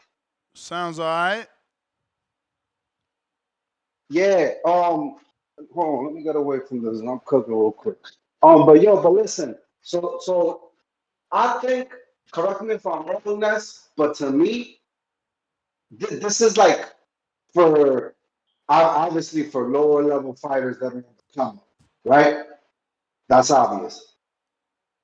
I mean, remember, the dude that just got a knockout on a Jake Paul pay-per-view had already signed the contract with TKO. TKO just let him fight versus Jake Paul since they didn't have anything yet, since they're not started. But Julian Hammerhands Rodriguez is a TKO fighter. Yeah, I remember that. But I think that boxing is a very big sport, and as fans, we pay attention to those, to the ones we know, those top 10, those top 15 guys. But bro, there's a whole world of boxing that we don't pay attention to. At the end of the day, Rodriguez is one of those guys that, I mean, listen, I'm not gonna sit here and be like, oh, I knew who he was before that. I'm not gonna sit here and lie. But at the end of the day, what's gonna happen is TKO's gonna get a lot of fighters, bro. I believe they're gonna get a shit ton of fighters, and they've been cooking on the low, bro. And what you're gonna get is like You breaking up a little bit. You breaking up a little bit. Are you on speaker? Are you talking directly into the mic? Nah. I'm still breaking up. It's kind of going in and out. Slightly, though. We can hear you. Yeah, nah. Let me get back to you, bro. Let me get back to you. I don't want to hold up the show. It might be choppy, bro. It just sounds like you on speaker, but you the man. We got Unbiased Brim. Yo. How's my audio? Straight. Shout out to my man Stock Chasers, man. Oh, Buster. He cool. Who with you tonight? Solo Is Dolo. Solo, you know it. Solo Dolo. All right, so I'm going to go ahead and put this out there. I've already made the statement, and be damn whoever disagrees and has an issue with what I'm about to tell you. I'm just going to repeat myself word for word. In regards to the Aliak in general, all of you up in arms, shut the hell up. You want to know why I'm telling you to shut the hell up?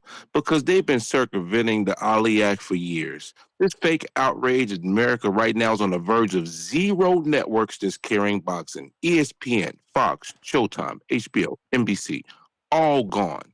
So don't be invested in the spirit of the Aliak now. That's my thoughts about that. No more, no less. If we were so focused on the Aliak, we would have been paying attention to it while the circumventing was been happening. They've been doing this for years, decades. Don't be outraged now, guys. Spare me it. That's how I feel about that. How do you feel about my opinion, Ness? I mean, you cool. I mean, I get it. Everything could always use some amending.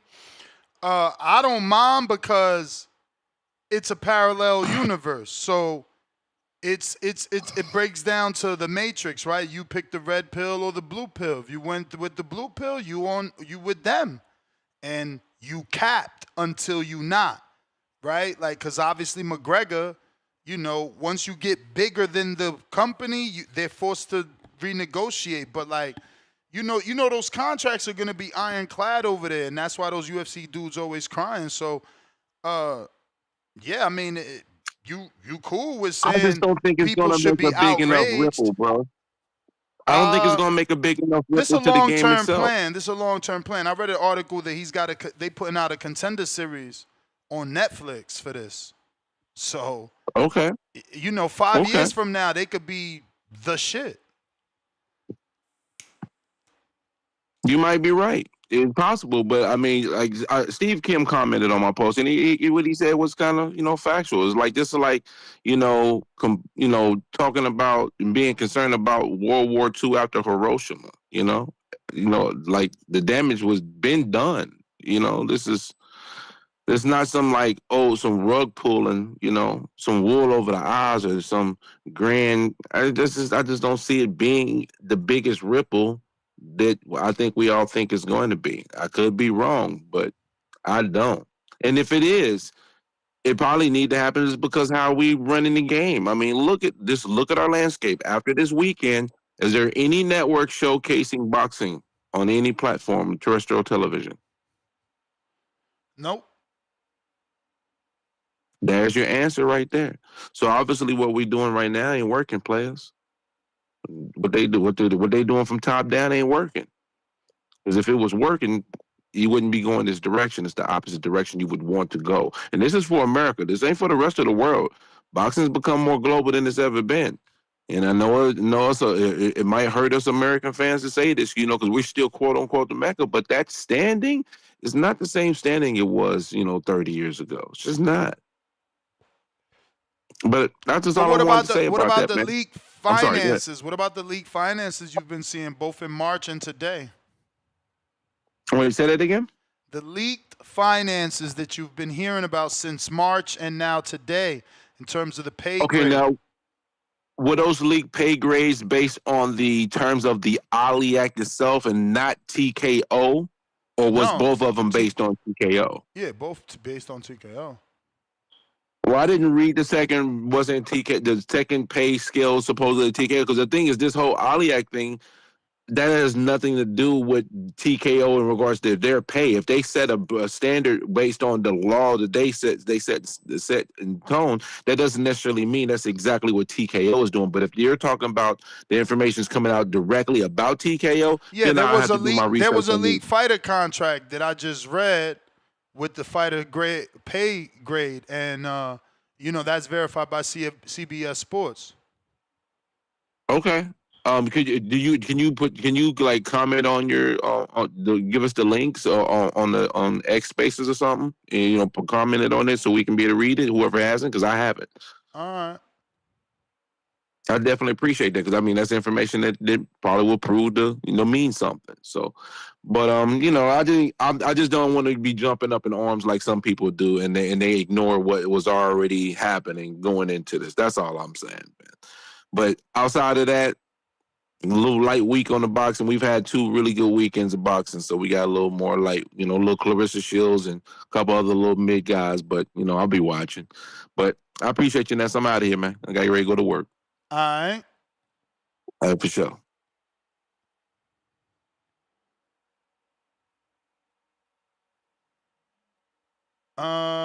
If you're trying to call in, now is the time. Rule, what up?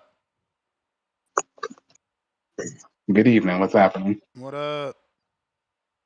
Listen, Unbiased Brim nailed it. I mean, absolutely nailed it. The only thing that I would say to take it further, whatever you just read to us, this supposed contract or pay scale, I really don't care if that's what they're making. At the end of the day, I just want to see more fights. I don't care what any of these guys make. We get screamed at on TBV almost daily, either in the chat or these guys do not care about us. They don't care what we think. We even had Bob Arum come on here and said, the fans don't know what they want. Who cares what they think? They don't care about us. This is transactional. We pay to see you fight. After the fight's done, it's over. You don't even know who we are, and we don't even personally know you. So I'm not invested in these fighters that much to care about their take-home income. It's just a transaction. So if we get more fights out of this by amending the Ali Act or ending it, I don't care. If someone is willing to take that pay to fight and give us more fights, then that's good. I just don't care enough to really be bothered by the pay scale, from being real. But this is a good topic, great discussion, and everybody have a good night. All right, champ. If you're watching this on X Live streaming video, I need you to hit that retweet, repost. And for those that want that link, it is in the live spaces chat, which isn't really a chat, more like a thread on the space. But hey, it is CBS Sports. And we got Nike. You got me next? Yes, sir. Shout out to the boxing voice, man. Hey, I'm like the last caller. I don't really care about what they making, but you know, of course they gonna want to make their money. They getting in there putting their life on the line, and then I don't care what they making, but still though, like yeah, UFC be bullshitting they fighters. Why they think John Jones retired so much and came back, or cause John Jones one of the biggest UFC stars and ain't getting paid what he supposed to be getting paid from UFC. I can tell you that much. And so it's like, man, they need to. I like the one belt thing though, like one division, one belt. This the champ. Like, gotta fight me. Other than that, hey, I don't know what Dana White thinks he's doing, man. UFC and then too with UFC, a lot of they fighters pop fucking dirty, and they still don't get penalized. They still fight. Like a lot of them motherfuckers pop dirty, man. For real, for real. Like that. Let's not get over that. Like boxing, you got fighters that pop dirty, but not as much as UFC. That shit is astronomical in UFC. Damn near all them fighters pop dirty. So look at Conor. And man, you can tell that man was on the fucking juice. Look how big he was, man. Conor was a little ass fighter, a little guy, like small ass weight class, and then all of a sudden this motherfucker popped out looking like Arnold Schwarzenegger. Fuck out of here, man. Like certain things with the UFC is bullshit, but as far as the best fight, the best, like that's about the best thing they got going for the UFC. But other than that, man, nobody want that UFC bullshit in boxing. We don't want that. If you ain't trying to make it better, like that's regression. UFC already been there, done that. Like it's something already happened. Boxing's not trying to regress. Boxing's trying to progress. And with that bullshit, you regressing, man. You like at least bring something different to the table besides a UFC type of like plan. Like for real, for real. Because nobody want to be under a contract saying, "Oh, I got to fight this fight for $10,000, and it's a championship fight." But shit, you got the boxers who making that's an amateur fight probably $10,000 in boxing. You know what I'm saying? I'm not the best at the calculations and shit with boxing because I don't really worry about the money aspect, but that's probably an amateur fight, man. So that's what a champion probably getting in UFC for a championship fight is $10,000. Dana White pimping motherfucker. Like he trying to pimp Turkey. Hope Turkey don't fall for that shit. You know. So I'm gonna just keep listening in, man. See what these folks got to say about this shit. Oh, and this too, Ness. I meant to address this the other day about Shakur little bullshit hit list with Cruz and them. Like, man, the hit list shit motherfuckers need to stop. Cause the only person fighting people on their hit list is Haney. Everybody else got a hit list and ain't fought nobody yet on that motherfucker. And that's my call, man. All right, alrighty then. Let me catch up on these super chats. If you're watching this on YouTube, free to hit that thumbs up. If you're listening on X, retweet is free. We got Turtle Power. Pound for pound, number 2 in the chat, $5. As a diehard MMA UFC fan, this is not good. There is a reason why Francis and Conor had to cross over to boxing. They're trying to monopolize everything. Chiku, pound for pound, number 1 in the chat. Drop a bomb for the status. $10. Ness, I'm not sure how this will unfold, but one thing is certain. Boxing is always evolving. Some will embrace the changes, others may not. Either way, let's sit back and enjoy the ride. Salute emoji. Future BS, $5. Ness, today might be the episode when you realize that, sadly, a lot of quote-unquote fans don't give a fuck about the fighters as human beings. They just want blood. Julio Guzman, $2. UBO should stand for unused boxer opportunities. Rolling with the punches, former Border Wars fighter, 2-time. Welcome to the prospect level. Pistol Parkway Mozzie, pound for pound, number 3 in the chat. $5. He fighting on the same card as Royce the Kid in Richmond. Okay, salute, man. You want tickets?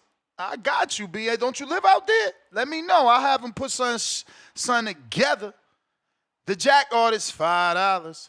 Need more details on the minimum pay per round. What about KOs? So, Brim had a good point. Let's get something clear. The minimum pay is not TKO's minimum pay. What we're reading about the $150 per round, that's part of the legislation, like the bill they're trying to put in. Like, they're trying to make it so that the Muhammad Ali make sure you must get paid a minimum of $150 per round.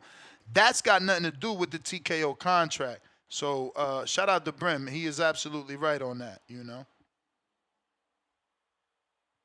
CYP. Yo. You? Damn. Yo, man. let's listen to this shit clearly. The pay that they talking about is very good if you're up and coming boxer. If you're trying to get your feet wet. I don't know any champions that have any clout that's going to box for $375,000. I don't know any.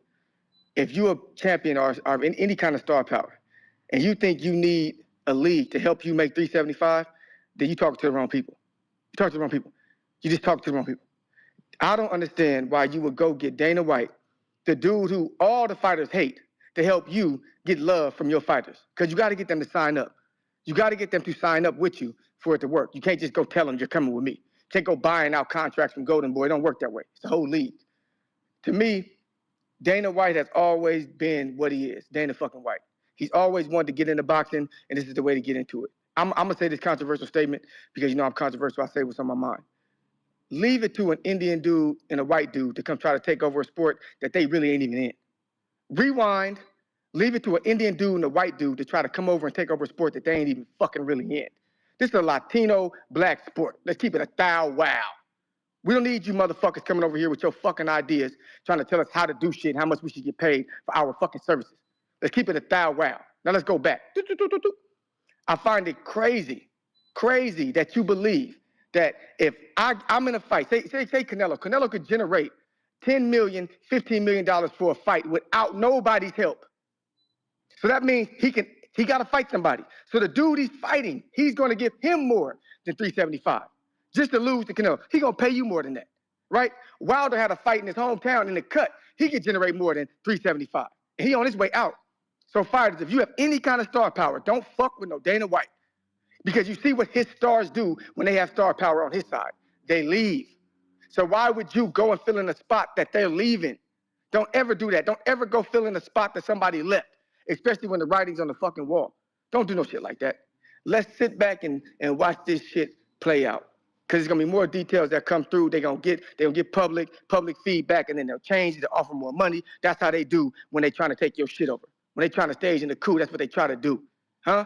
But I'm telling you right now, it's very good if you want some low-level fighters, but I'm going to tell you this shit. Just because you give somebody more money or you put them on a pay scale does not mean people are going to want to fucking see them. If you pay the WNBA players more money, they're not going to be seen by more people because you pay them more money. People see who they want to see. That statement was for the boxers who already got a fan base. People already want to see you. Trust me, you joining the fucking league is not going to help you. People already want to see you. CYP out. TBX. I'm gone. Alrighty then. Alrighty then. AC. Yo, you hear me? Yes, sir. Yeah, man. Shout out to you on this good. What is it? Wednesday night. It Yeah, is man. So Wednesday night. yeah, man. You know I be on the road, bro. Them grades drift together sometimes. But listening to it, bro, I'm not gonna lie, man. It honestly sounds like it's more positive than negative. Like for me, man, looking at it, the only real thing you would have to really look at is the pay thing. Like I do and don't care at the same time. Like I've always been of the opinion that UFC they underpaid, but boxing them dudes is overpaid. It's like the reason why boxing is in this fucked up mess that it is right now is because like these dudes are scamming. You know what I'm saying? A lot of these dudes scamming, bro. You know what I mean? So like the money thing, but I feel like with that, y'all gotta kind of use common sense, bro. Like nobody's gonna get paid $150 for no championship fight or no 10 round fight. Dude, talking about imagine having a 10 round fight and getting paid. That's not gonna happen. That's probably for a dude who's debuting or some shit like that. You know what I'm saying? That nobody knows. And even with that, bro, you gotta think. We thinking about the money aspect from like an entitled American point of view, bro. Think about every other country in the world, bro. Every other country is not America, bro. So that $150 per round, that's probably gonna get a lot of people, bro. A lot of people, man. And the casuals, they just want to see good fights. You know what I'm saying? So if you got a platform where the best is fighting the best compared to these dudes where we gotta beg them to fight the best or turn them into stars before they even fight anybody and shit like that. You know what I'm saying? Like people are going to flock to that, bro. Y'all probably underselling that a little bit. You know what I mean? But a point that somebody made earlier, man, like you got to kind of think about it. Like you say $25,000 in insurance is low compared to not getting insurance currently or having to pay for it yourself. You know what I'm saying? Like it's a lot of stuff that you kind of mentioned, bro, that it does seem more positive. And boxing needs structure in general. A lot of these divisions be getting stalled out by dudes for damn near a decade, man. Dudes stalling out, dudes getting named in the fight that they actually been supposed to take. It take these dudes like 10 years to make the fight. So, like, from a sporting aspect, we do need that in boxing, for real, for real. Like, that's one of the biggest reasons boxing has fallen off, because we don't treat it like an actual sport. We treat it like a scam money grab. You know what I mean? But like it's more positives than negatives, but you really just got to see how everything play out, man. I heard the bell though, so shout out to you though, bro. But it's not your time. You got it. Al in the Bay.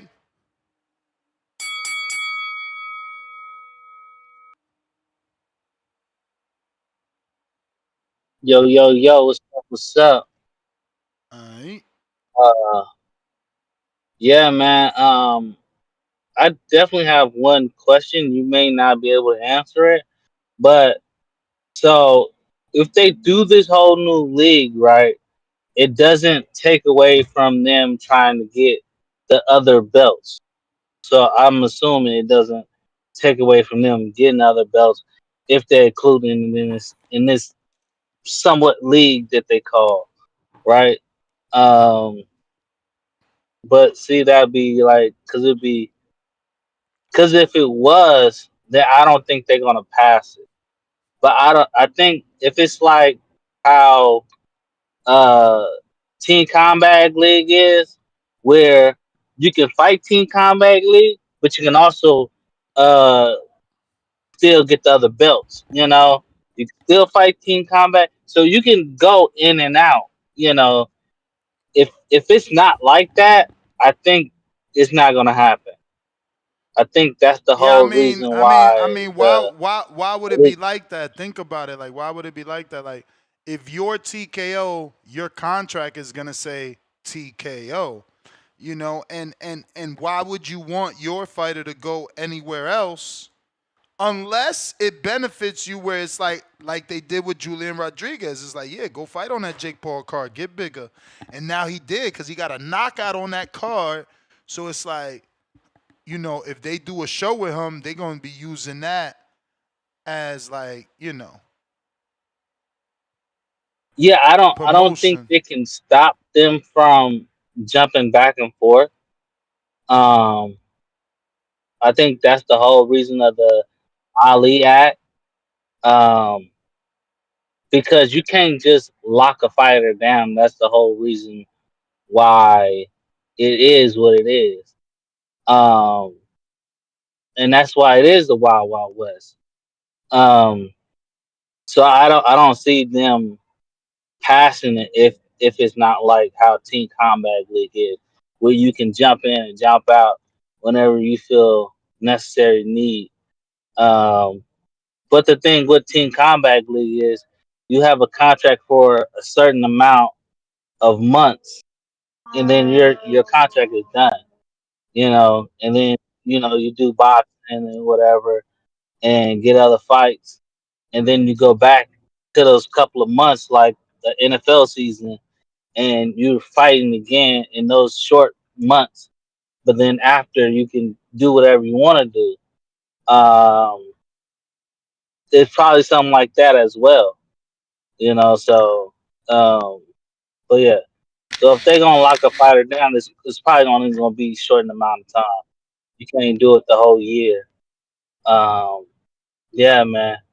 Um, dang. Oh, did you remember? Um, you had the forgot dude's name, but he was talking about being a boxing manager. I was trying to look it up, but I couldn't find it. You talking about Adrian Clark? Yeah, Yeah, he was talking about. just look up Adrian Clark, boxing manager, you know, author, boxing class. He got all that. You the man, though. That's the bell. Maryland Hawk, what it do? Yo, what's up, Ness? How you doing, boss? Street. Wow, man, I don't even understand what you're saying on this thing. I just maybe I'm coming in sideways. So they trying to put all the boxes on a pay scale? What do you mean by pay scale? Like they got their own pay Like, scale. What you mean? because I What you see mean? certain amount of they trying to have like where you like when you box somebody who you are, you get what you say 150 a round. Well, that's the minimum. This will be amending the Muhammad Ali Act and ensuring that a fighter receives at least the minimum of 150. It doesn't mean that's what TKO is going to be paying. Yeah. Oh, okay. I'm trying to understand. That's okay. So it's like damn. so the, so Dana, this is Dana White. Dana White, Turki Alalshikh, and who else? Are they talking about messing with fighters from different Nick companies Khan. too? Like, Nah, they not messing with no other promoters, and they're not messing with no other sanctioning bodies. oh, okay. So they just doing their own shit then. So if you sign up, then that's what you sign up for. Yeah, that's how I'm imagining. But you know, Oh, okay. because they knew, you never know Yeah. if they Okay. allow you to go to a bigger network to get popularity, right? Like it might be worth it for them to do a card with a Turki Alalshikh Riyadh season with that fighter, and he gets that popularity because one of their fighters is Julian Hammerhand Rodriguez, and he was allowed to go fight with Jake Paul on the last Chavez pay-per-view, and he got a big knockout. So I'm sure that's great for them. Right. Get to build up the name. Okay. All right. Okay. I was catching it different then. Okay. I thought it was like taking up. This gonna take up the fighters. And and then you had to, you had to do that pay scale thing. Okay. All right. No, it's a choice. You choose to sign up with them. Yeah. This other world's still gonna exist. But it's no different, right? It's like how it always been. Like UFC isn't a league. I mean, UFC is a league, but it's not a like fucking Bellator, Strike Force, all these other shit still Right. exist. It's just the most popular, so they are what's talked about. They got their work cut out for them to become more popular than traditional boxing, right? But the structure of what they're doing may entice people, Yeah. Okay, good. I mean, as long as they're forcing people, you know what I'm saying? Don't like I'm saying all the boxers got to do this particular way, No, but no. yeah, okay. All right, well, it's cool then. That's cool. That's their structure, then that's what they setting up. Then yeah, okay. Then that's the person to do that. So yeah, hey man, that's all good. But yeah, that's all I was trying to figure it out. Was it like they were just trying to buy up everything or something? But okay, no, you got me. I'm cool. Man, you explained it Nah, they good. not trying to buy up, but they got Turkey, right? And if they can promote that with this Crawford do event, that. So yeah, they're hey gonna man, that's all get good. the But word out. yeah, that's all I was trying to figure it out. Was it like they were just trying to buy up everything or something? But okay, no, you got me. I'm cool. Damn, what All was right. that? Yeah. Oh, it's So yeah, it's a parallel universe. The fighter has the opportunity based off what we know. We don't know if he's gonna be allowed, but I think in this infancy stage, it makes sense to allow fighters. And again, we have some data because Julian Hammerhand Rodriguez is a TKO fighter that was allowed to fight with Jake Paul. So, potentially these new signees will be allowed so that they can promote the new brand. Because again, the TKO thing isn't even supposed to start until 2026. So it's it's a plan in motion. Special feature. What up? You hear me now? I hear you. Yeah, man, this is ridiculous. Let's get it straight once and for all. With Canelo and Crawford and Tank, and they not gonna be making 150 a round. This is for the dude that's just starting out, that's working 12 hours a day and still getting in work fighting professionally. That dude, instead of making 150 a fight, has the possibility now to make Yeah. 150 a round. Yeah, you got it. You got Canelo, it. Canelo and them not gonna make 150 a round.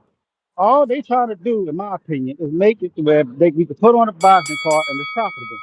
CYP, I get it. You want to be Mr. Controversy? Maybe you want to run your gym, lose the money every month, but these people cannot continue to put on boxing cards and lose the money. I.e., why HBO got out, why Showtime got out, why Friday Night Fights got canceled. We got to do something about it, or we ain't gonna have nowhere to watch boxing. Because at some point, somebody got to figure out how to make boxing profitable. So if these fighters got to take a little bit of a pay cut, that's what they got to do. Or they're gonna be looking for somewhere to get paid because anybody will be able to afford to pay them. People Ness runs a business. The boxing voice has to be profitable. The Ness puts on Barter Wars. Barter Wars, he's not even paying us to fight, but Ness still has to worry about making the money to put on the next Barter War. These people not just try to make their money back. They got to make enough money off of that first fight to finance other fights and other things they do. It's just like putting 100 million on a movie. They're not expecting to just make that 100 million back off that movie. They want to make 3 to 10 times what they put on that movie so they can finance other movies.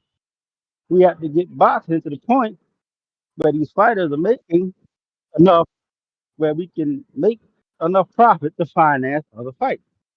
So yes, they might have to take a pay cut. I know people in boxing tend to not like Dana White. You're not, but you're gonna love him if he figures out how to do this, and we get the best fight and the best, and boxing gets back profitable, and we start seeing more avenues open up for boxing. But y'all chill out. Canelo and them not gonna be making 150 a round. They gonna make what they make. It's just giving people on the bottom a chance to make money. That's my call. I. Yeah, he triggered me too, man. I feel horrible because I forgot. On top of the Contender Dana White series they planning for Netflix, there's also an article saying, the same article is saying that they're doing the Tuesday night fights. So I'm totally with that, man. I don't know why my man Gary Shaw stopped doing Wednesday night fights. I'm totally with them Tuesday night fights now. Don't get me wrong, I ain't about to be wasting my time for some bullshit either. So I don't know how that's gonna be, you know? Because look, I was locked in for the first WBC Grand Prix. I ain't even see the one that happened in June, nor did I go back and watch it. So I don't know how they gonna lock us in to tune in to a Tuesday night fight with people we don't know. Rex, out of Delaware.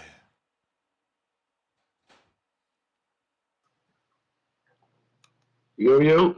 What up? That's what's happening. Chilling. It's your favorite Delaware, man. Which I got a couple of questions, man. I don't know if I like this or not. Like, what can I say? Okay, so let's say a fighter fights, like, signs a 2-year contract and fights like 10 fights on TKO. Does that reflect on their box rec? Yeah, of course. It should. Why wouldn't And BoxRec keep a record of those fights? But again, they're their own league. Who fucking knows if they create their own BoxRec, bro? see what I'm saying? Like, is this going to be like another divide in boxing? You know, us as boxing fans, we want all the networks underneath one roof so we can see all the Nah, this fights. definitely this the ultimate divide because at least all the promoters they they work with each other when they have to at the very least. These guys are saying we not doing nothing with them. Plus we not rocking with the normal sanctioning bodies. We creating our own belt. We creating our own rankings. You know, they doing their own thing. Gee, That's you what I'm nip. saying. But They done started their own behind that, gang. I don't know if I like that, man. I don't want no more divides in boxing. I don't know if I like that or not. I was thinking it was going to be something to where they're like developing new fighters or people trying to get a second chance, something similar to like the pro box model.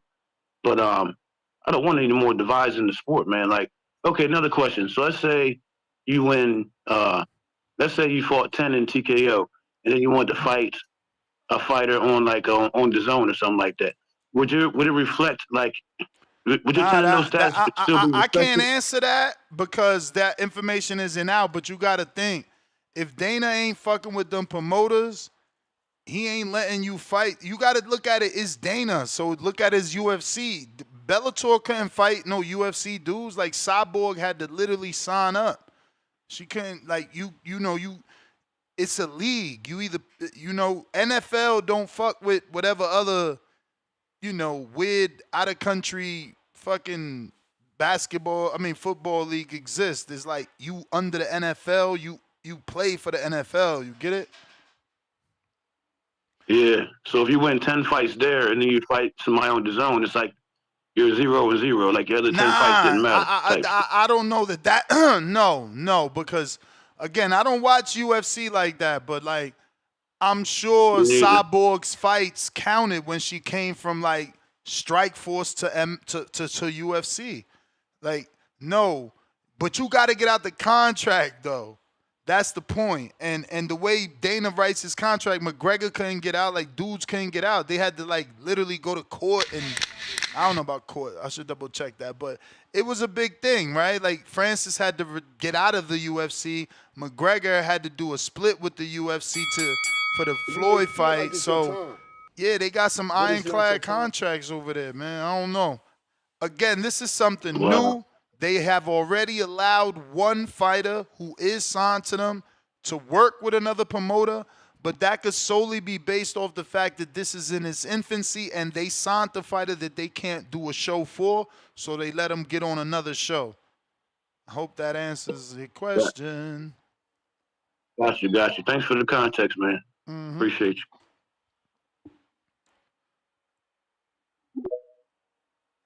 CYP counter. Yo. Respectful, respectful. So my guy, did you not see that they said championship fights 350? So that means they're also trying to have champions. You know a champion, right? That's the top level of boxing. So this ain't a blueprint for bottom levels. You realize that championship fights, like read before you say something to me. Read it before you say something to me. It says championship fights on there. It has a pay scale for them too. So he's trying to get everybody. And one thing about Dana, he like to make money. Dana don't like to lose money, right? So you say he got to make profit too to turn a profit. Look, man, I simply said if you have any star power in you, don't be caught up in no 3 or 4 fight deal where no matter how much people coming to see you, no matter how many tickets you selling, you still gonna get 375. Don't be a fool. We seen that in the music business. Don't be a dummy. Is what I'm trying to tell you. If you up and coming, 10-0 prospect, do your thing. Shit. What's the next 5 fights gonna be? You getting paid. I love that for you. But don't be a fool and think that Dana White coming over here to give charity to boxers. Dana White ain't never been that kind of dude. He's a user. He's trying to make money. That's what he's doing. So he wants you to grow and be a star here, but be locked into this contract with your star ass. We built you, huh? We built you, so you're going to help build us. That's how he's always worked. They've always complained about that in the UFC. Man, I generate this much. Look how much my fight did. Look at it. His arena was filled because of me. He don't give a fuck. You locked into the contract. So what? And that's how he does business. So some of y'all need to study Dana White before you get over here trying to praise. How you gonna praise a dude that the fighters don't fuck with? Like, are you fans fucking dumb? Like, the fighters don't fuck with him, but you want to. Why? Could you ever ask yourself that? How come the fighters don't fuck with a dude, but you want to love the dude? But then when the fighters do fuck with a dude like Al Heyman, y'all hate that nigga too. I start to realize something, and I'm seeing the picture. I'm coming out the clouds, and I'm starting to see something clearly. Dana White's a white dude. So as black men, let's give him the benefit of the fucking doubt. Even though people hate his guts, let's give him the benefit of the doubt to fix things. Because, things are fucked up. So call on the white man, he'll fix it. But when the black dude was doing it, man, people see going out of business, man. They can't afford this. Da-da-da. That's what you niggas do. I ain't know Latinos calling in hating. Huh? All I'm hearing is you niggas with your praise. Get your fucking heads out the clouds, man. It's a new goddamn day, and I'm stomping on your heads. Because you niggas are in the fucking way of black progress. And you in the way of Latino progress right now, because I told you, blacks and Mexicans run the sport. We don't want no Dana White. That dude's track history ain't good with his fighters, with his so-called employees. And some of these dudes ain't employees in boxing, partner. They're their own boss. I think whoever typed that in the chat, shout out to you. Some of these boxers are their own boss. They ain't fucking with this. So you think I'm wrong, go reread it and learn that it says championship fights. So what fucking belt are they fighting for? Is this just for the new up-and-comers? What belt they talking about? And ask yourself, if Dana White really just want to be here to give handouts to fighters? Get real. CYP out. You may feel like it's your time, but it's not your time. Trizzy counter. Yo, shout out to CYP because he's cooking, bro. He's cooking. But before I left, I didn't get your take on like my call because I gave like some good like alternatives like. They should add income replacement for the families and stuff like that. What do you think about my call earlier before I start cooking again? I love income replacement, but that's gonna be hard. I don't know. Is that it? Do UFC have that? First of all, the UFC model is horrible. Yeah, I Like mean, and that's CYP what I'm said. saying. But to them, it's working. To them, it's working. So they trying to do a whole. Don't you see this as a spin-off series? This is spin-off UFC. That's what they trying to accomplish. I hear what you're saying. I think it's only working for Dana White. I don't think it's working for the fighters. Man, I heard a fighter brag about what he got paid in the fight. And I'm like, that's it. I threw up in my mouth a little bit. It was so disgusting. And now I gotta move on to my other points. I think boxing fans are so fucking disgusting. Cause how you don't care about fighters like well-being?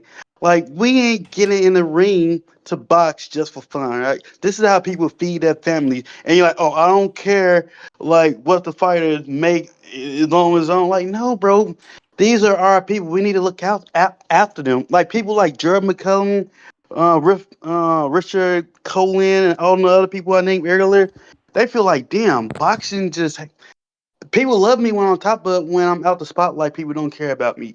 Hey, I got a brain aneurysm. I'm bleeding on brain, so my fighters don't care. Like the people who I fought for, they don't give a damn about me. Like, no, bro. It's a like CYP said, and shout out to CYP. It's a reason why people don't fuck with Dana White. To me, Dana White is like the Don King, but for UFC, right? He got atrocious like contract for fighters. He try to bend you over. He don't use no lube. He just try to stick it in like he P Diddy. Like, come on, bro. I swear to God, bro. If Dana White get into boxing and this league take off, I'm not watching it. I'm not supporting it. We don't need Dana White in the sport of boxing. I feel like Dana White is just he like cancer, bro. He's like cancer. Like if he can spread, he will, but we don't need him. I don't care who you are. Like $150 a round, horrible. What happened to fighter die? It's so much that can go Yeah, wrong, but man. remember, that's not TKO's pay scale. That's just what they're trying to like the new law they're trying to amend from the Muhammad Ali Act, right? Like they're trying to make sure that now under the Muhammad Ali Act it says the minimum You may feel like it's your turn. the fighter will get per But it's round not is your turn. 150, and also that fighter will receive $25,000 worth of healthcare coverage. They trying to amend it and also get the Muhammad Ali Act to allow them to exist in a parallel world where they function. You know, it's still optional. You can go to the UBO league or you can do your traditional boxing in Mexico. Because think about it, like, bro, boxing is so big. Like, how it's gonna take them years to be the shit. Because look how big boxing is in the UK. Like, how will the UBO take over the UK? Who really like they could probably take us over because we so fucking ass. But like, how they gonna knock out Eddie and Frank Warren that's selling 90,000 seats and have huge sponsorships and endorsements? And I mean, look at the difference. Those fights are like totally sponsored out, fucking fireworks. You know, come on, bro. I don't see that. They got a long way. I mean, you tell me. You know more than me. How long has the UFC? I guess I could ask Coco, but like, I don't watch UFC. I'm like you. I only watch boxing. I don't watch no soccer, no basketball, no nothing. But this is my thing. This is weird to me. I don't know if anyone peeped this. So it's a league that only focus. They only want to work internally. They don't want to work with other people. yeah, However, that's just like the this is weird NFL to me. though. Hold on, you gotta let me. Cause this is weird to me. Why would Turk do that? Because since he came in the sport of boxing, he been working with everybody. He got Frank Warren and Eddie Hearn to work together. Yeah, But but you that want to that create? probably turned them off.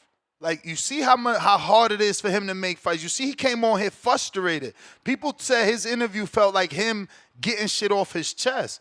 He probably frustrated of all these fucking American divas. And not just American, but boxing in general. These boxers are divas. They want a million things. And they want fucking, look, you see he put boots on black. Oh, he want 2 tune-ups. Tell him to go get his own tune-ups. I don't do charity. That's what he said on this show. Like, it's frustration. He fucking with Dana because he frustrated. Because guess what? Eddie is trying to be a traditional promoter. So he's trying to get Conor Ben the most he can out of fucking Turki Alalshikh. Where Dana's like, man, fuck those guys. We build our own guys. We're going to build our own guys. We're going to make the common Joe Blow the superstar. And you know he's bringing in a different demographic. He might really create the next great white hope, and that's all they need is hope. Yeah, I just can't wait to this fail. I'm not. And I look, don't ever UFC want has to rock with existed. Dana. Listen to Dana this. ain't, huh?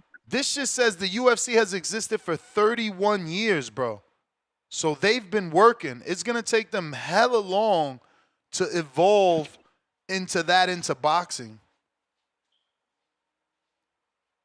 Yeah, I don't know. I really don't trust Dana White. You know what I mean? I don't feel like he got the best. Damn, I don't has it think he got really the been best around that intention. long? Holy shit. I mean, but it wasn't. Like I know a little bit about UFC. I know it wasn't under like it wasn't just under Dana White like for 31 years. You know, Dana. I don't know when he got it, but he got it and then he monopolized it, right? And then that's. But yeah, no. Dana White have not been. Let me see. When did Dana White get that? So yeah, I wouldn't trust it. When a dog show you, when a person show you who they are, believe them. So I don't trust them.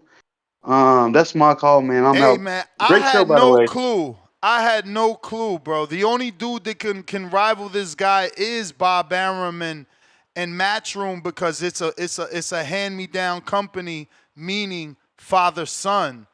Uh, outside of that, Oscar doesn't have 31 years promoting.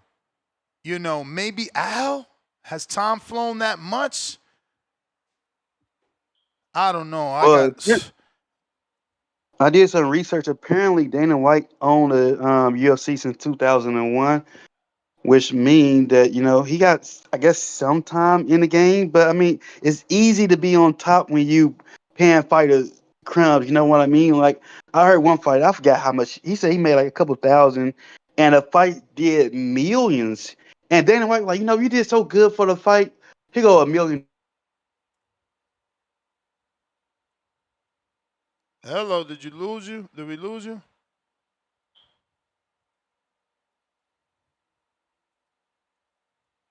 All right. Let's see here. The Jack Artist. Yo, can you hear me? Yep. Yo, I think we should all chill, right? Like, before you said it, I was thinking that Dana White did this before. He got investors, he got money from a rich person, and he created the UFC. So we done seen it done before. And all he gonna do is create more superstars. We know John Jones from the UFC, Conor McGregor from the UFC, Rampage Jackson from the UFC. Simple as that. It's gonna take some time, but they'll get there. I think it's a pretty simple game plan. Apply the same thing you did with the UFC. Word. What you think about No, that? I'm with you, bro. Especially now that I know the number. Like I know the UFC works. I didn't know it's been working for 31 fucking years. And it's the same exact situation. He got Turkey investing. UFC was some brothers that came with the money, and Dana became the face of it. And look what he turned that into. I care about fighter pay, But so that's one of the but things I got a but discrepancy the with. the fans' argument, and hopefully you can help us because I don't know about UFC, is that there are no UFC stars anymore.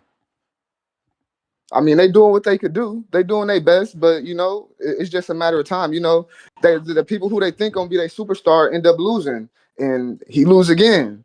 And in the UFC, it's not like we dealing with all these sanctioning bodies. It's one internal thing, like the NFL. It's internal only. So if they say you fighting this person, you fighting that person. It's no ranking games. It's no WBC rank this guy top 10 as soon as he came to the division. It's gonna be way more simple.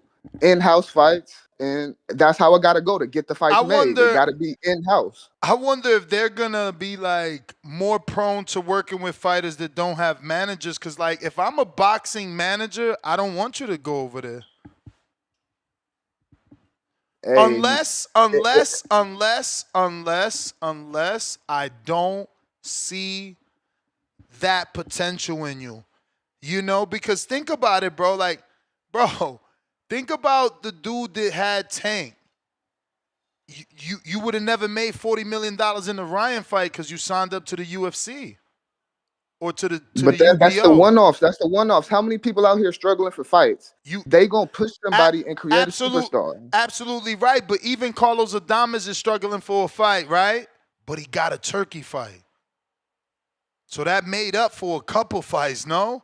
That's what I'm saying. Like, at least in the real world of boxing, you don't got a cap. You feel me? Like, there's no cap. I mean, that's good. Like I said, I respect fighter pay. I want fighter the same way I want to go to work and get paid. I want them to go to work and get paid.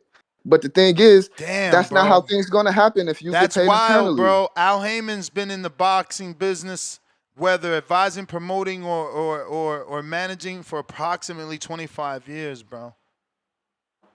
He got his feet in the game, but Yeah, I no, mean, I'm just saying. has I'm just PBC saying. ever did Dana. as well as UFC though? I'm saying Dana's been there longer. Like again, I was right. The only dudes that could rival him is like a Bob Arum, and a Matchroom as a company because it's father son company. So they got more time doing it. Okay, let's say it's a decade from today, and TKO they the shit. In-house fights only. What do the sanctioning bodies do? So let's say they do well. This gonna affect the sanctioning bodies. Eventually, they're gonna start having big pay-per-views, just how UFC end up having big pay-per-views. It's just a matter of time, in my opinion. That's just my opinion. I think they're gonna do well. They got Dana. They got money. They got unlimited money. I know the shit say it might be framed like 375 for the championship fights, but we don't know how You may things is feel gonna like look it's your 10 years time, from now. That's For my call. sure. I'm but out it's of not here. your time.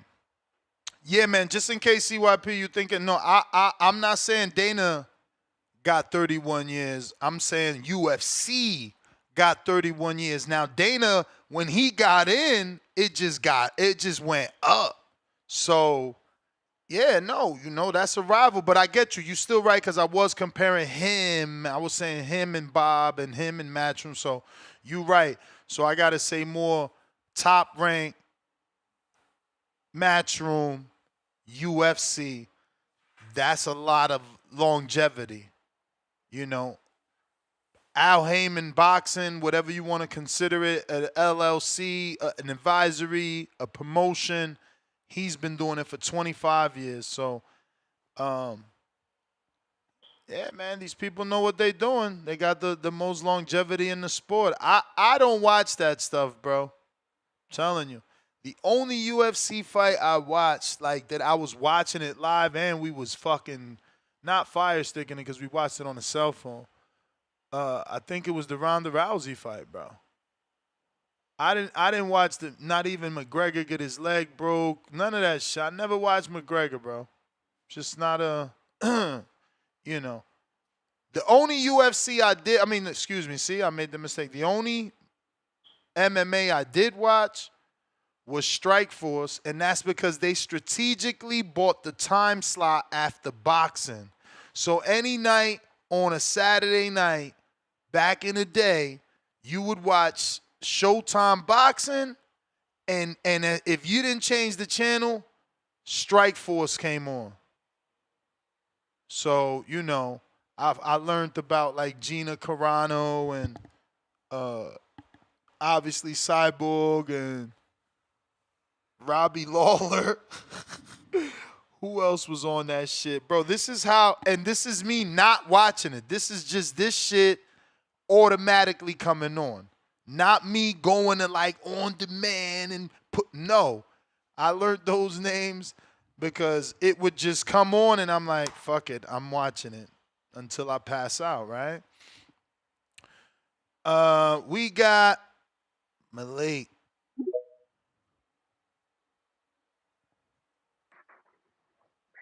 Man, sound like you watched that shit, man. You naming all the fighters, man. I'm just You watched consistent it, with bro. boxing. I'm consistent with boxing. So, they bought the time slot. Like I said, it would be after every Saturday night, bro. They was no joke. They knew what they was doing. That Robbie Lawler, that dude was good. Dude was a UFC. Dude was good, man. Like, look, I ain't gonna come on here and tell y'all to watch the UFC because, I jumped into that shit late and I didn't plan on liking that shit either. But I watched the Contender Series. Like that shit, look, they got a Contender Series already for the UFC. So he basically saying he trying to do something like that for boxing. Yep. Like that's what you were saying on Yeah. Tuesdays? Yeah. No, See, he already got he that already shit. trying to make a Tuesday night fight allegedly plus a Dana White Contender Series. He already got a Dana White Contender Series. That's Yeah, what I'm saying. Like but he for already that boxing, shit already but like, what I'm saying is the Oh the yeah. report is saying they're gonna make a Dana White Contender Series for this for UBO plus a Tuesday night fight series. Yeah, that's a lot. I ain't gonna lie. That's a lot of shit. Got a lot of shit going on, man. I mean, it could be fire, but at the same time, it's like that means you gonna have to move your slot from the UFC because they actually got shit on Tuesdays.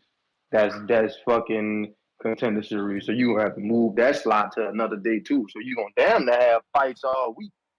I mean, that'll be cool, but that's a lot of fights, bro. Like, and you gonna have fights on Saturdays and some Fridays and shit too. I mean, it could be cold, bro.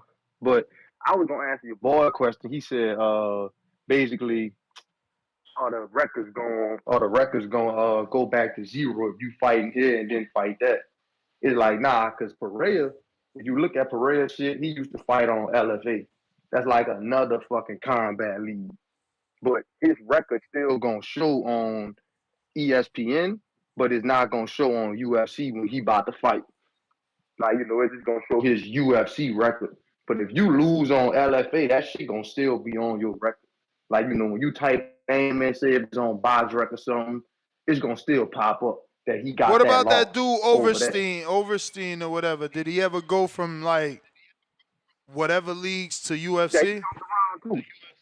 Yeah, he jump around too. Like some of them dudes jump around, So it's gonna So still his show up like record on a, increased. Did it stop? How's that go? like it's like say they'll say, all right, you got 34. Some of them dudes be having 60 something fights, bro. Like 60, so they'll have like 40 wins with like 18 losses.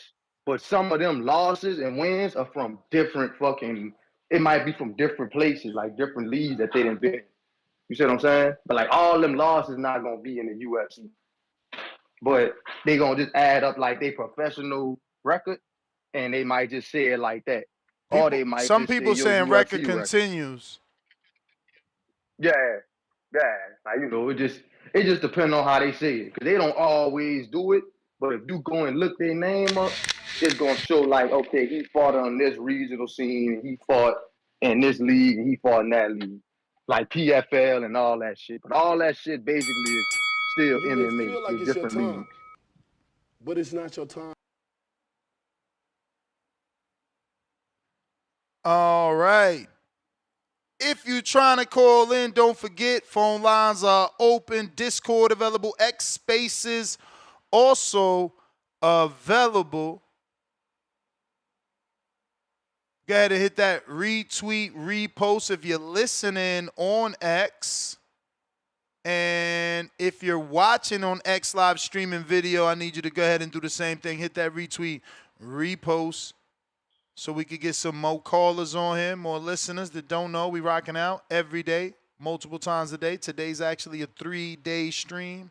We had to do our Border Wars. Don't forget, we're 10 days out from our big amateur event, where if you have a USA Boxing book, you can still fight. We got about 23 fights on our Saturday, August 2nd card. It's going down. Shout out to our sponsor, Double E Boxing Podcast, Professional Cruiserweight, Jermaine Howlett, Sarafina Boxing Management, B3 Sports Picks, King Cam, Kamari Walker, the IBO, WBC, USA Boxing, True Podcast, True Media Podcast with Coach Malachi, DEFCON, Old School Boxing and Fight Book.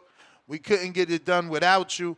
If you can't join us at 104 Simpson Street in Watertown, Wisconsin, then don't forget Saturday is going down, August 2nd, 4 p.m. Central Time, live right here on youtube.com/ThaBoxingVoice. This channel, it's free. All the fights, those callers you hear call in, they're fighting. So we need you to at least tune in on the live stream Saturday. We got D Nice.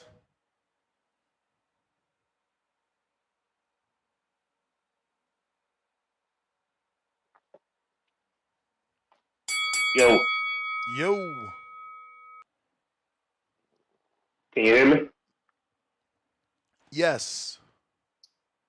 Okay. I hear everybody talking about the UFC, man. First off, ain't no MMA fighter with 60 fights and 18 losses. That's just an exaggeration.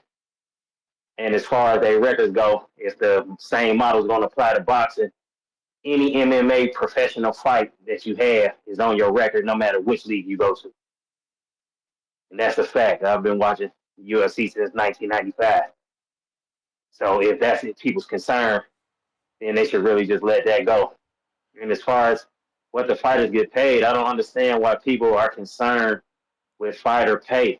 If they can provide good fights, that should be all that matters. Nobody's making money off of these guys unless you are invested. But if you're not invested, why do you care what a person makes per round and per fight? That's up to the fighter to negotiate their pay. If they're okay with fighting for that pay, then that's up to them. I also hear a lot of people talking about everybody hates the Dana White and the UFC. Where could a UFC fighter go to make more money? There is nowhere. The UFC is the creme de la creme. That's the top of the mountain. And if you have a problem with what you're getting paid, you go somewhere else and you get a higher pay. Like, I really just don't get it. I think people just use scenarios to just bitch and complain about shit, man. It really don't make no sense. But I believe, man, if they can come with some good fights and they can form their own league, it's up to the fighters to, join up and join the league if they want to. And eventually, the old guards are going to be gone. And like you said, it's a long-term plan. You could look up in 5 years and they could be the runners-up or next in line, you know what I'm saying? So, me, I really don't care, just as long as they come with good fights. And that's my call. All right, champ. All right. Hey, are you still there? Yeah, I'm here. So that contender series that he got, how would that look in boxing? Is that like complete nobodies? Is it do you compare it to like the fighters of the WBC Grand Prix like that? Yeah, I would, because they're already professional fighters. Okay. The So guys, these are the guys already they use are professional. pros. So how's that work, right? Like, walk me through it if you have the time. Like, how does he find the fighters? Well, I really think the fighters, I'm not sure about the process, but I know you can either audition or I think it's an audition process. But I know everybody that is on the contender series has already had MMA fights. Now, I don't know how they go about selecting them or how they actually get on the show, but everybody there is a pro fighter with a pro MMA career and a winning record when they come on the show. It's not like the tough contest, where the tough contest used to be amateur fighters with limited skills and limited background. Now the tough is all professional fighters. Like, everybody that comes in has an MMA background. All right, man. All right. Appreciate you. No problem. Hey, man, we talking boxing here. Breaking news today. Ali Act revival. TKO takeover. Boxing future looking grim or in better days now that UFC, Turki Alalshikh, and a lot of rumors of Netflix. What if we do get a contender boxing series on Netflix? What if we do get a Tuesday night boxing series on Netflix? How would that accelerate the pace of a UBO boxing league? How would that speed up that rate of them growing? If you want to call in, Discord available, and throw those links in the chat. Someone was asking for the We Is Me shirt. The link, I'm dropping it in the chat. And then I'm also going to put the link to call in via Discord or X Spaces. While I'm doing that, go ahead and make yourself useful. Smash the thumbs up if you're here on YouTube. Go ahead and subscribe. Don't forget to do that. If you're listening on X Spaces, go ahead and give me a retweet. That's free, man. That's free. It costs you nothing, man. Same thing if you're watching on X live streaming video. The more people that view could potentially become long-term listeners who become callers who help the show extend. We got Omar. What up?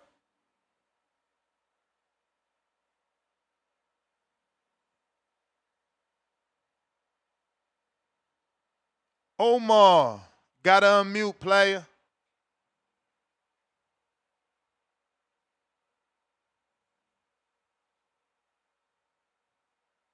Do we got Omar in the house? Without a doubt.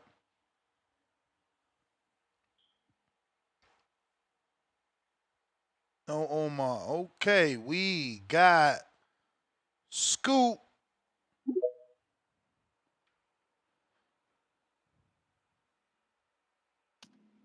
Yo, Yo. can you hear me? Yeah. Yo, Ness, yo, man, I just want to say, man, I've been a listener for a long time, since like 2017. But I heard y'all talking about the whole TKO thing, man. So, how they find the fighters for the UFC, right? They have a show called Looking for a Fight.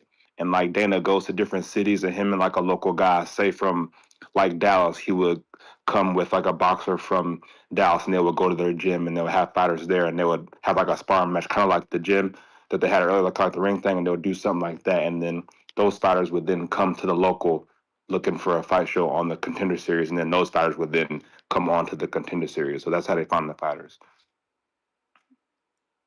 Mm.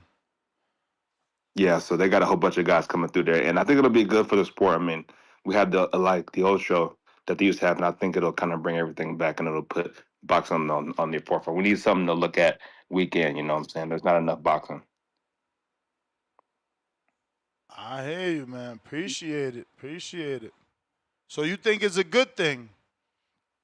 Yeah, I mean, we need more fighters. I mean, the WBC World Series, I mean, what if we had something like that every week, and we can keep up with fighters from different states and kind of see new up and coming? Because, like, what if there's a Carmel Moten in, like, a different state that we don't even know about? We could find the newest star. Just like they said, like, the UFC, all it needs is one great white hope. But, I mean, there's guys out there that are on Instagram right now that just need one shot. I mean, let's just be honest. They only need one viral KO, and it's over.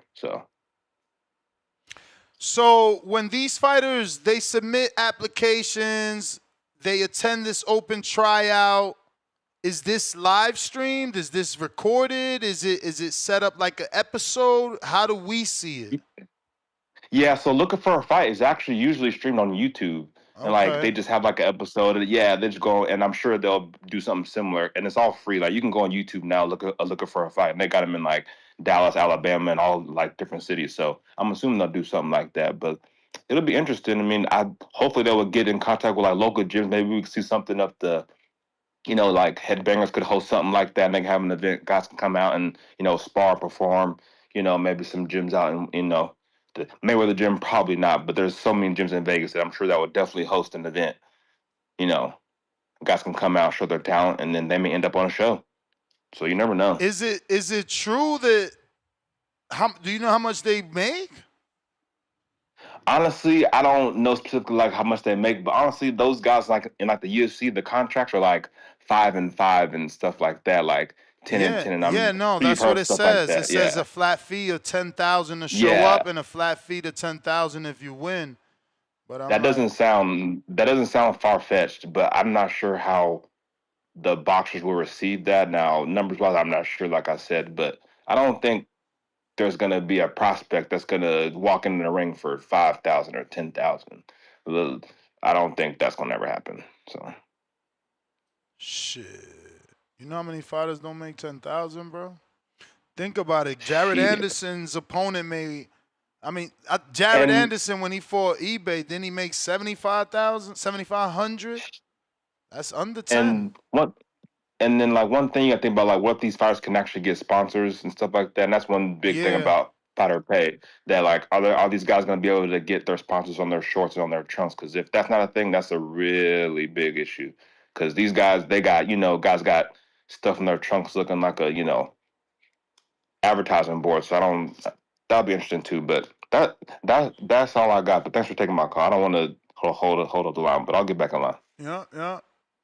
So, Appreciate the call. all right. So, obviously, I told my assistant Coco to help me, and a step-by-step process in turning a TKO boxing contender series using the MMA, or rather using the UFC blueprint.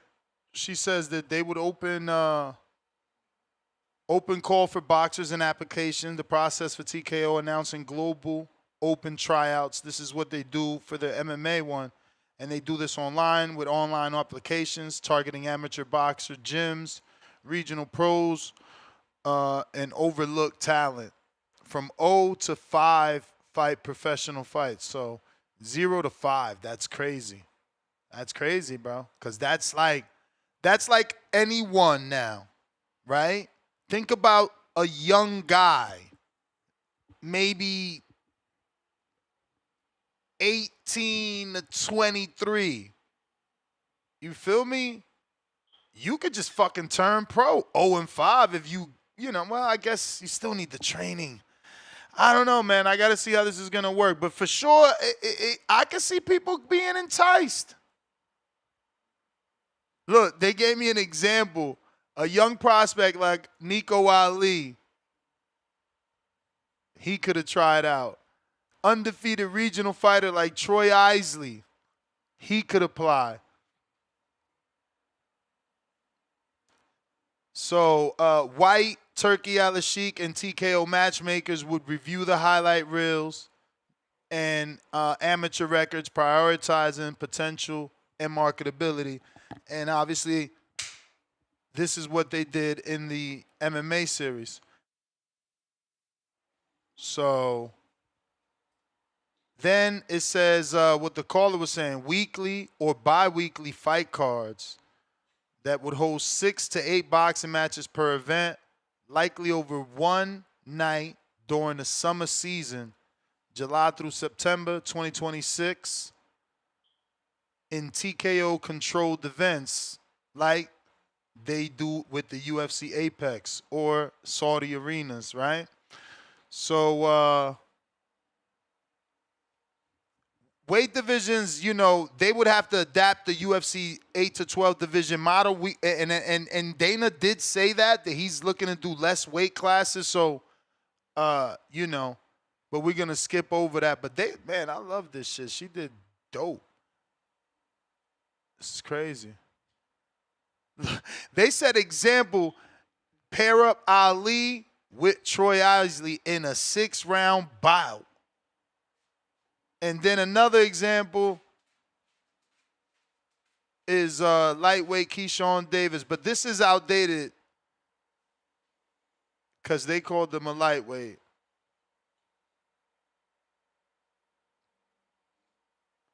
But it is interesting to see, man, you know, because putting it out in the internet, you know, doing like kind of like The Voice do, you know, that's going to get people lined up. Look at how Turki had people lined up around the corner for that sparring session. I'm sure that was data for him and Dana White. Like, bro, we really could do something because those dudes were showing out because they were expecting an opportunity.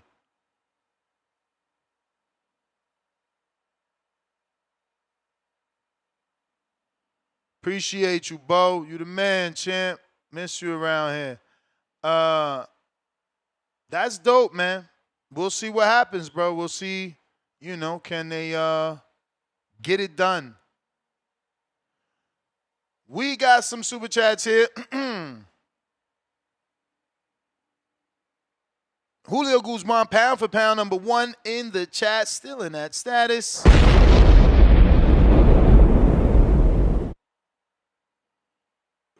$5 super chat. He says, $1 million boxers are less than 1% of boxers in the world. Sponsors make UFC fighters rich. Giving B and C level fighters opportunity is good. One lump sum, $2. Why peeps asking me if Tank gonna fight Manny? I don't know. Maybe that's why Tank pulled out the Roach fight to fight Manny off the draw. I don't know. Big fight for Tank. Julio Guzman, Pound for pound, number one in the chat, $5. Use the UBO and build your brand. Once your contract is up, leave to make money. See Top Rank. Al Heyman tied the same thing. Crickets. Oh, shit. That says tried. The same thing. Crickets. Yeah, everybody tries, but this is different. Al only had $500 million. He had 500,000. Then, Eddie had his turn and he got 1 billion, and that wasn't enough. Turkey is bringing the unlimited funds, so it's different. And Al and Eddie were investing in the old boxing. Turkey's investing in a new boxing, format that is going to have a smaller pay scale. So, Eddie had to pay fucking Mikey like $8 million to fight Jesse Vargas. Like, they not about to do that. They're going to go build their own talent. One lump sum, $5, pound for pound, number 2 in the chat. UFC was the wildest. Used to have no weight classes when they bought Pride. They blew up. All their stars came to the UFC. Pride in Japan was the ish, though. One lump sum, back with another 5. UFC popular in the USA because it appeals to white folks. Some peeps say Eminem the GOAT, and he has high album sales because they bought his albums. I mean, I think Eminem is one of the GOATs lyrically. Like, he's a beast, man. I stopped listening to M a long time ago, but, when I was heavy in the, hip-hop, he was a beast. And I bought a lot of his albums. Juice, $5. Have you recently tried to get a venue to host a Border Wars in Florida? And after this Border Wars, when do you think will be the next one? Juice, bro, Florida don't want nobody. They got a stronghold, man. You going to have to find me someone that can guarantee me a date in Florida, which no one can, bro. We got denied, and, the process over there is strange, It's just, I don't think I can get a date, but if you can assist, be my guest. We would extremely, deeply appreciate your help on that, because it's something that we haven't been able to do. Rayochenko, what up?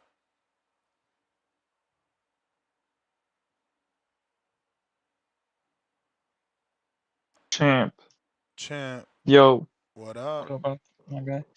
No, just quick check-in. I just wanted to say, my last call, I said I root against Xander Zayas. I want to take that back, actually. I confused him with Murataya.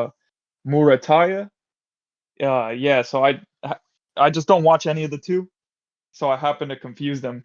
And I was listening to you guys on the playback, and it turns out Zayas actually went to one of the Border Warriors shows for TVV. I didn't know that. Yeah. So I'm supporting you. I'm taking that all back. I take all that back. I confused you for Murataya, Mr. Zayas. I still stand on what I say about Murataya. I think he's in a very competitive training, whatever camp camp. That's the word. And I don't know. I'm not big on that guy. But apparently, Texas or wherever he's from, they're really big on him. So yeah, shout out TVV. Also for this Border Wars, we need Lobo to win. We need Lobo to win in spectacular fashion. That way he can inspire more people to come out to future shows or even participate in future shows. Nothing against Tip. Tip, you're one of my favorite callers. Like, absolutely, hands down, one of my favorite callers. But for the greater good of the sport, you need to lose. So let's go, Lobo. You got this, bro. Just stay focused. And, yeah, just have a good showing. Shout out all the fighters. Let's go, TBV. All right, champ. All righty then. Well, that looks like all the callers. Last call for callers. If you're trying to call in, now is the time. If not, we are right back at it tomorrow morning, 6 a.m. Pacific Standard Time, 9 a.m. Eastern. And we'll have some guests tomorrow. A lot of guests I think we have scheduled. Let me see. But anyway, yeah. Tune in tomorrow. Uh-oh. Last minute. Try last Philly.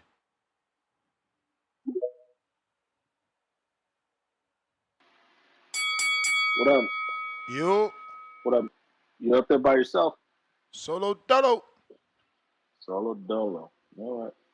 Well, just wanted to say, and I've been in and out of the show, so correct me if I'm just repeating something that people already said.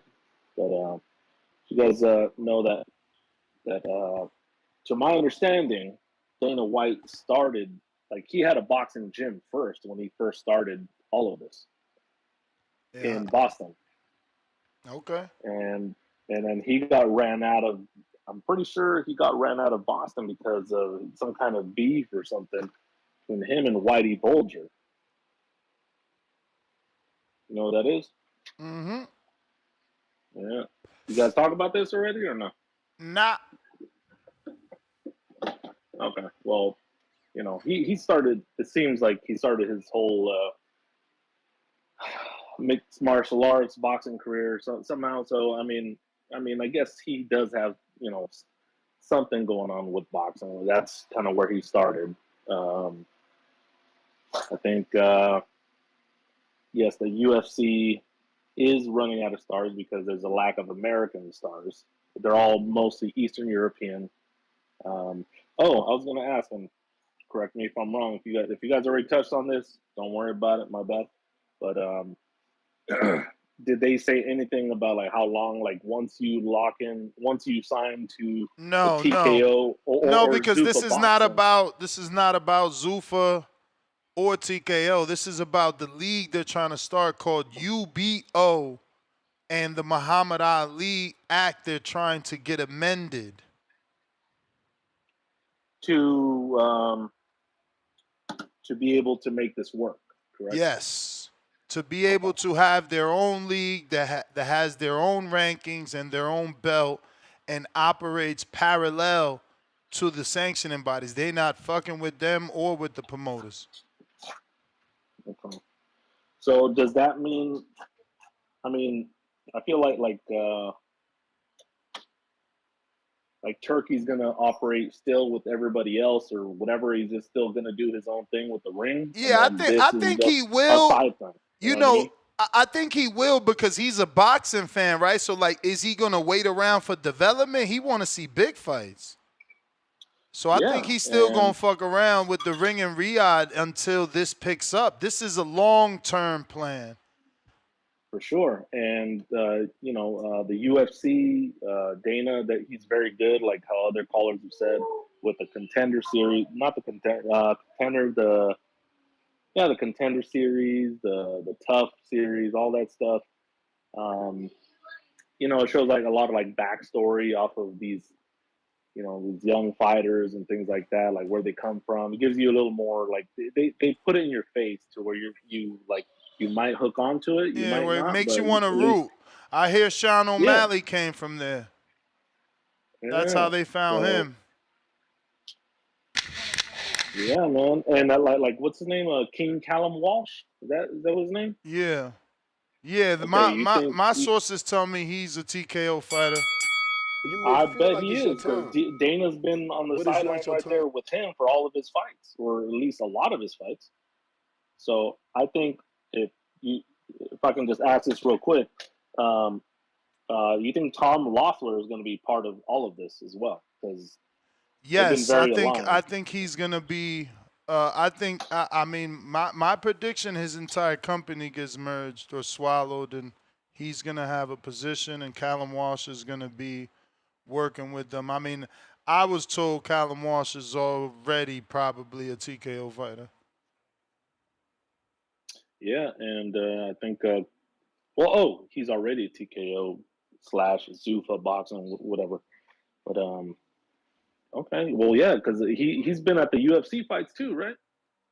Yeah, I mean he fights on UFC Fight Pass. Tom Loeffler has a relationship with Dana White, so you know.